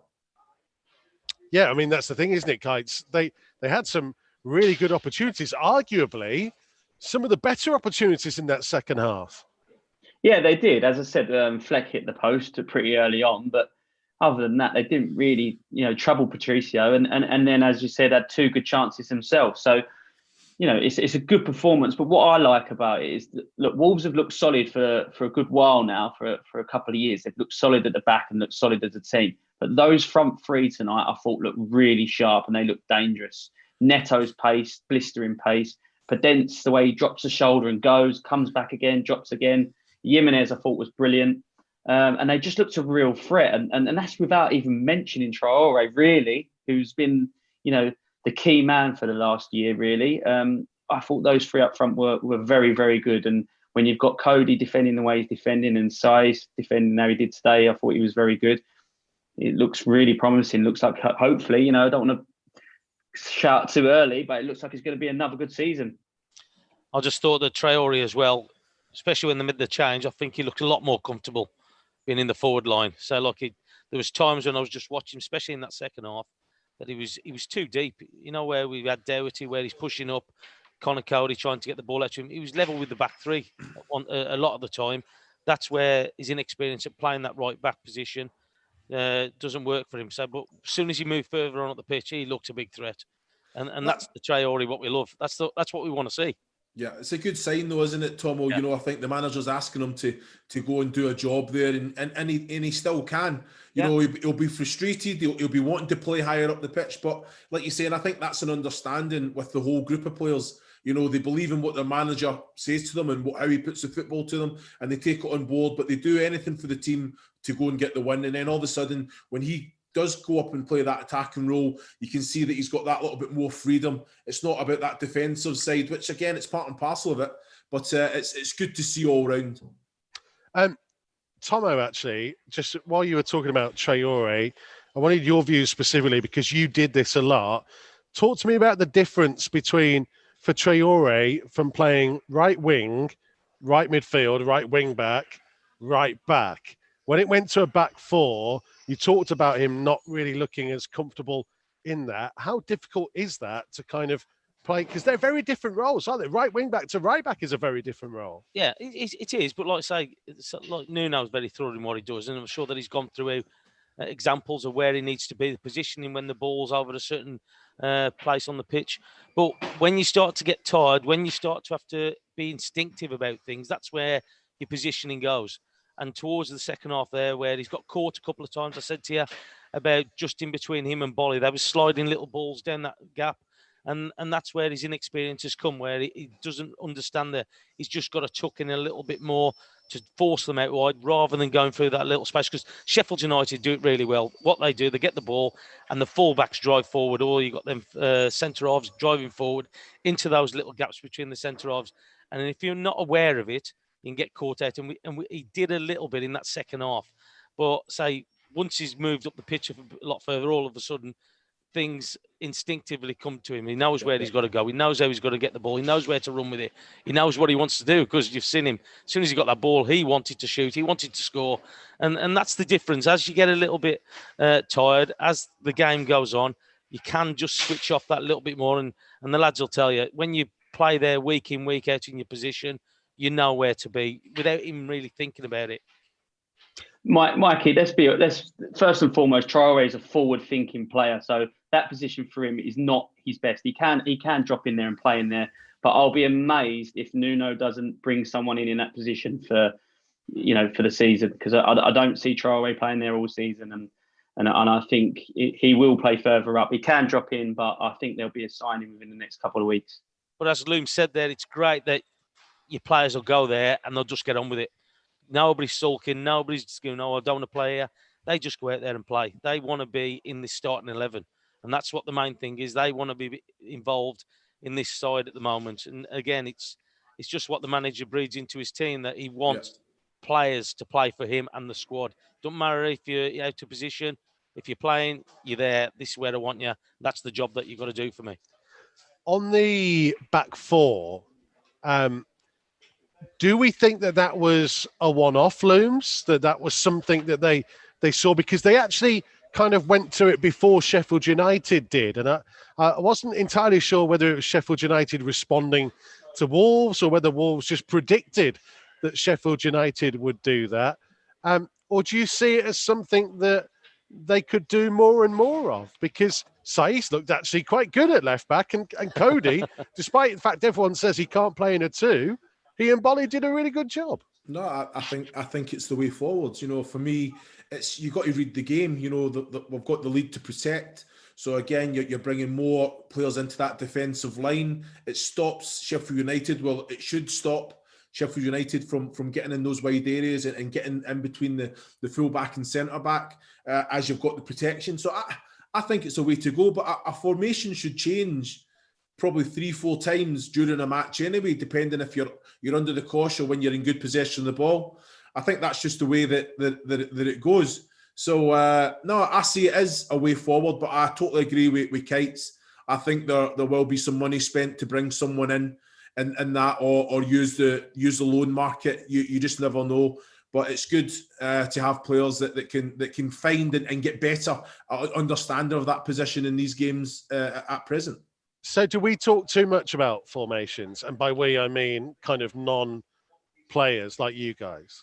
Well, it's just one of them. Like Kites will know. You know, Kites has played all over the place. You know, I can talk about Kites when he was at Stoke, what Tony Pulis was asking him to do. But it's just, I just feel that in a match, if it's the manager will set you up, but how the scenarios play out, how the game plays out, you'll have leaders on the pitch that will be dragging players here, there, and everywhere to actually, and it changes. So sometimes, you'll have one up top. You'll have, if it's 4-4-2, it'll be 4-4-1-1. But the formation and the players will have an understanding of, right, we're under the cosh here. They're getting the better of us. If it's a diamond, whatever it may be. So you have to kind of solve those problems as the game goes on. So, and I think Nuno and the players have a great understanding. Nuno prepares for every scenario.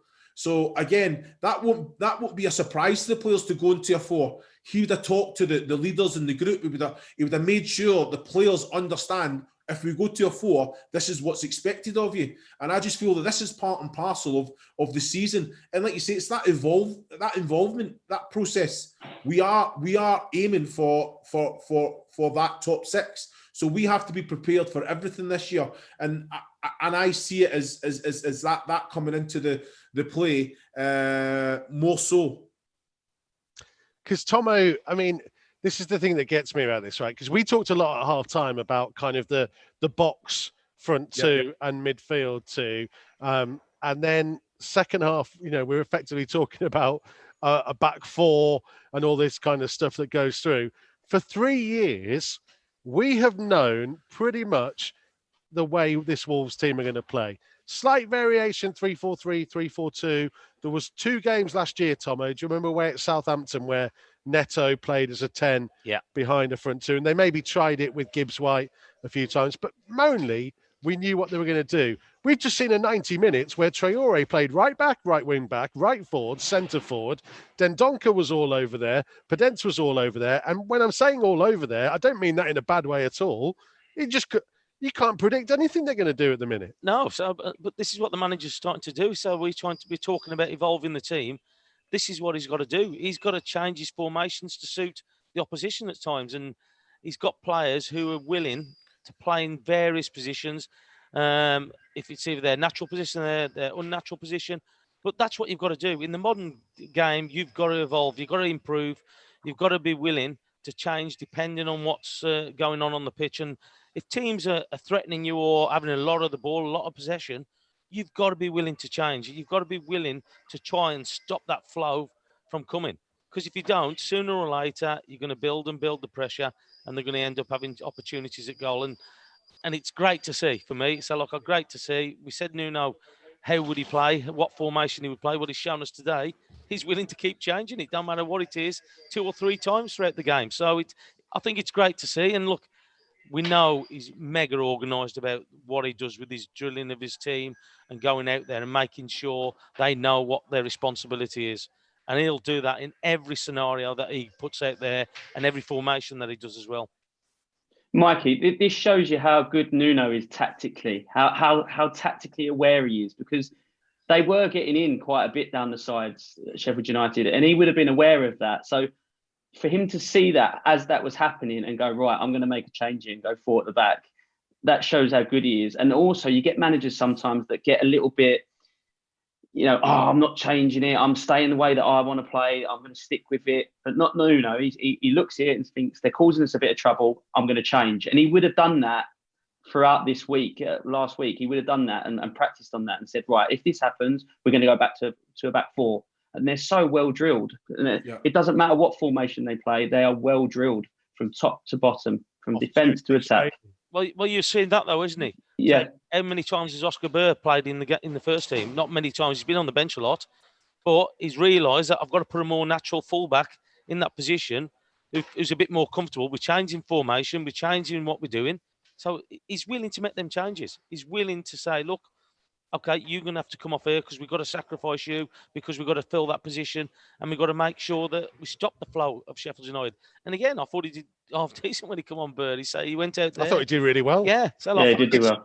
Only his 5th appearance. Yeah, I was going to say he hasn't played many games. He's been on the bench a lot, but he's come on there. He knows his job. He knows what is expected from the manager, and that's every player in the squad who come onto there. They are so well drilled in what they do with the different things that they do on the training pitch. And he's done that since he's been here. Nuno's done that with his teams as soon as he's coming through that door.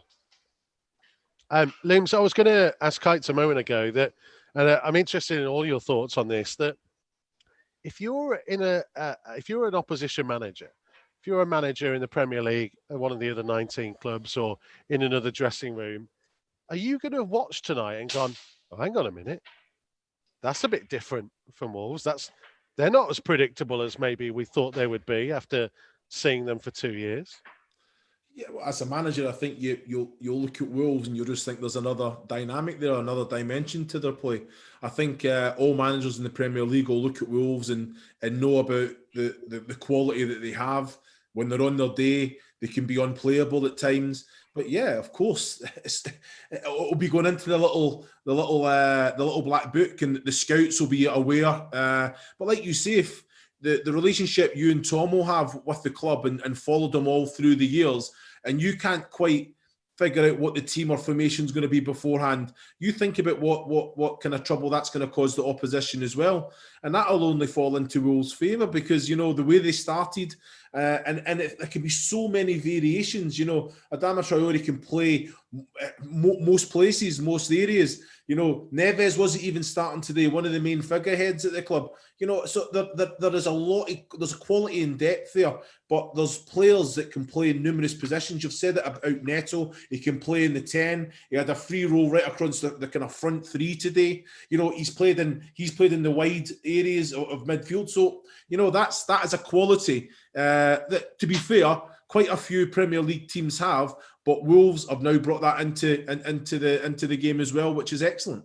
Yeah, it was an absolutely stunning performance from Wolves today, and we can get a bit of reaction from the man that we gave our Man of the Match award to, Romain Saiss. Congratulations, my friend. What a good way to start the season. Thank you, my friend. How impressed were you by the performance? Sorry? How impressed were you by the performance today? Yeah, I think we made a fantastic game. It's always tough to play against this team, especially at Sheffield. So I think we start the game very, very well. We score 2 goals, but I think we can score more goals, especially me. Yeah, I was gonna say, Romain, what a header that is! He was pulling the shot. You were backing up, but to get the power, the direction, fantastic header. But you should have scored a second. You should have got the second. Yeah, of course. So we work every time a lot on the set pieces with the guys. So we know every time each of us where we have to go. So we just attack the space and after try to score. So today it was good for me. So it's a really good start for me and for the team. I'm really, really happy because the preseason was not easy because we don't have all the team to work until Thursday. So we have just a couple of days to work together. So it was a good performance today, but it's just the beginning. Romain, can I ask, do you know Nuno? Does Nuno put a lot of demands on the defenders to be scoring goals? Because it's not just a responsibility of the strikers. He wants goals to come from all over the pitch, doesn't he? Yeah, because we have quality to score goals at the back. We have a good player like Willie, Raul in front, Leander. So we have every game many chances to score. I think it's a good point for us. And like I said, we work a lot on set pieces, and I'm happy to help the team. Yeah. Romain, did you feel fresh tonight? You've not had that much time off. Obviously, only 35-day break. Did you feel fresh and fit? You looked it. Yeah, I think we felt good on the pitch. Even at the end, if they put some pressure with more long balls, more crosses. So we stay together. We stay strong. We know what happened last season, and every time when they have to push forward, they just kick long ball, bring many crosses. So we know we have to be strong. So I think it was good performance. Of course, it's just the first game. So personally, I was a bit tired at the end. The last sprint killed me, I think. you didn't look it. You look very fit. Yeah, Romain, so you come as a midfield player. You've gone back into that back line. How much have you enjoyed it, and how hard have you found it to settle into there, or has it been easy for you? But I was lucky because I played in that position in national team, or with three, or with two centre back. So I think it's helped me a lot. It's easier to change position, and now I think I'm totally adapt at this new position, and I'm enjoying to play centre back in that team. Yeah, can you understand Connor? Yeah. Now it's okay. After 4 years, now it's okay. Because you are the Liverpool accent. Because you are the second longest serving player in the squad now, Romain, and you are kind of going from strength to strength, whether it's left-sided centre-back, left-back for a period tonight, or possibly even centre-forward. Who knows if you keep making those long bursting runs? We don't know. Sometimes I like in the training to go forward to score goals because it's every time it's good if you can score. So I'm happy to do it in the game, and I hope I can score more goals than last season to help the team. And for me, it's a good feeling, a great sensation to score goals. Also, of course. The one thing I guess though, from all of you in that dressing room, there'll be no getting carried away by this performance and result, will there? Put it past you and go straight to the next game. Yeah, of course. I think it's the mentality of this team, of this club, to stay humble. We just won one game. We have 37 more games now. So, like I said, it's just the beginning. So we have to stay humble, keep working. We have another game in a few days in Cup. So we're gonna prepare this game because we will have only 2 days. So it's important to recover first and to be ready for the next game. And like we do now for many years, we take game by game. Listen, my friend, really appreciate your time. Thank you so much for joining us. See you soon. You're welcome. Yeah, See well, you soon. Thank you. Well Thank done, you, bye. Saiss, who I think was universally our man of the match, certainly from me and Tomo. And I think Looms and Michael Kightly, you agreed with us on that. Yeah, totally. I think he's got class. You know, a proper footballer, but he's got that kind of hard, nasty side to him as well, which I think you have to have from the playing the position that he does. You know, he's a very clever footballer. You know, I think with the ball at his feet, he can go put his head on it. He brings goals to the games, but he can drive. He can see a pass and execute it. So no, he ticks all the boxes for me, Mikey.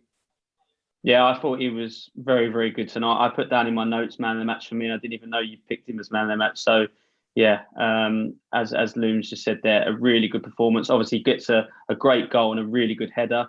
And then to get where he got for his other chance, that it was a good save from Ramsdale, just shows the athleticism of him. And I just thought defensively, I thought he looked solid, and I thought it was a really good performance. And I don't normally go for defenders for man of the match, but he definitely deserved it. What do we think about Marçal on his debut? Steady Eddie, isn't he? You know, I think always an outlet, always wanting the ball. You know, I think on the ball as well, tidy, passing, he moves it very well. And you're like, you know what? He's just feeling out. You know, this is what the Premier League's all about. So I was very impressed. It's a hard place to go. You know, he had players leaving little challenges. There'll be little knocks off the ball as well. He'll get up to speed. But I thought he handled it very, very well. Yeah, he looks like he's up for the challenge, doesn't he? Yeah. Looks like he's touched on there. He's comfortable to receive the ball in tight areas. He wants to play. He just doesn't want to put his foot through it. And you could see that straight away, straight from the first minute. He wants to play the ball. He wants to keep the ball. And it don't matter how many players are coming towards him, how tight the situation is, he wants to play. So it was a promising start for him. But again, so look, it's a great victory to win here, because it's always a tough place to come. I thought he gave us nice balance as well. Yeah. He's got a nice left foot. He keeps the ball well, and he looks strong in the tackle. I thought he gave us a nice balance. When Johnny plays there, sometimes because he likes to come in on his right foot, you know, we can look a little bit lopsided. But I thought we had a really good debut tonight. There's an element to that, isn't there? I mean, you know, Saiss, Marçal, Neto, Podence, actually quite a lot of left-footers in that team, which is kind of unusual, weirdly. You don't tend to get a huge amount of them, Looms, and yet Wolves have got quite a few, and maybe Kites is right. It gives you something a little bit different, maybe. Very, very rare, isn't it? They always say the left footballers are the better ones, aren't they? But you're all right-footed, though, right? Yeah, we're all right for that. Exactly, yeah. Mikey. All the cults. You look at the quality there. You know, like you're saying, the quality of delivery. You know, the service that the attacking players are going to be receiving. You know, and it's like it's something that Nuno said. He wants more goals. You know, we've won away at Sheffield United 2-0, clean sheets. I said before the game about the manager breaking it all into simple bits. He's recruited well. These players, that United and collectively, they know exactly what they're about. You know, players are playing out of position because they want to play for their manager. They want to play for the club, and they're reaching the levels that they did. And again, there will be negatives to work on. I'm sure if there's not a player brought in, the coaching quality, the staff that he's brought will be working with Traore in that position. If it's going to be right back, right wing back, whatever it may be. But we have players that are hungry, that are humble, that want to achieve the best that they can achieve individually and collectively. And I think it's just, I'm excited for the season to come. Do you know as well? I want to say I thought Jimenez looked back to his best tonight. Yeah. Because towards the end of last season, there was a few people saying, "Oh, he doesn't look interested," and you know he was probably tired. He played a lot of games, but people were saying about his head being turned. But I thought he looked back to his best tonight. I thought he was very, very good, especially in the first half. So I think he deserves a lot of credit tonight. And if he can perform like that for the rest of the season, then Wolves are going to have a good season. Yeah, he looked sharp first half. Thought the supply to him kind of dried up a little bit in the second half because we really couldn't get hold of the ball. But yeah, he looked really sharp in the first half. And again, exceptional finish for his goal. So like the way that he just put it into that top corner. 100 appearances, 45 goals. Not bad, at is the it? level that he's been Not bad. playing at. Says Not it bad all. return. It is. Yeah, excellent. He has everything. He has absolutely everything, So, and like you say, I agree. Just that little bit of time off, what it can do for the mental side and physically as well. And like you say, he's got a little bit of backup there as well. So hopefully we'll be seeing that fresher Jimenez for longer periods. So, I mean, final thoughts from all three of you. One of those ones really where, I think we came here with that kind of fresh optimism after what happened in Germany just only a month ago. It's crazy that we are back going again. And Michael Kightly, kind of coming to you first. I mean, couldn't really have started much better from my point of view. Perfect first game. Tough away game. Sheffield United had a good season last season. They're a good team, especially at home. And it was gonna be a tough game tonight. And I spoke to a few people today, and they didn't really fancy Wolves, and that was coming from Wolves fans. And I said, no, I fancy them to go there and get a win. I thought it was going to be a lot tighter than it was, but 2-0 and comfortable, really. A couple of glimpses from Sheffield United, but perfect performance. And Nuno will be very, very pleased tonight. Tomo? Yeah, I thought, Kite said it earlier about we want a fast start. We got it, 6 minutes, 2-0 up. So it was a great start. But yeah, so you can see already, the team's ready, they're organised, they're ready up. They've got that hunger back after, 30 days rest off since their last game or something like that. So it's not long, but it's going to be a great season, I think, again. So Nuno's going to go out there, make sure that his teams are set up correctly. He signed a new contract that's put everybody, and it does settle the players to a certain degree as well. And that's the thing. So he's recruiting again. So it's all looking positive. Tough place to come here. So I've played here a lot of times, and it's always tough to come here. It's probably helped them without having the crowd here for Sheffield, because they can get a bit hostile behind you. But at the end of the day, it's a good victory. Yeah, fantastic victory. One game at a time. On to the next. The bar has been set, hasn't it? By the way, I don't know whether any of you realised, but there was someone who predicted a 2-0 win.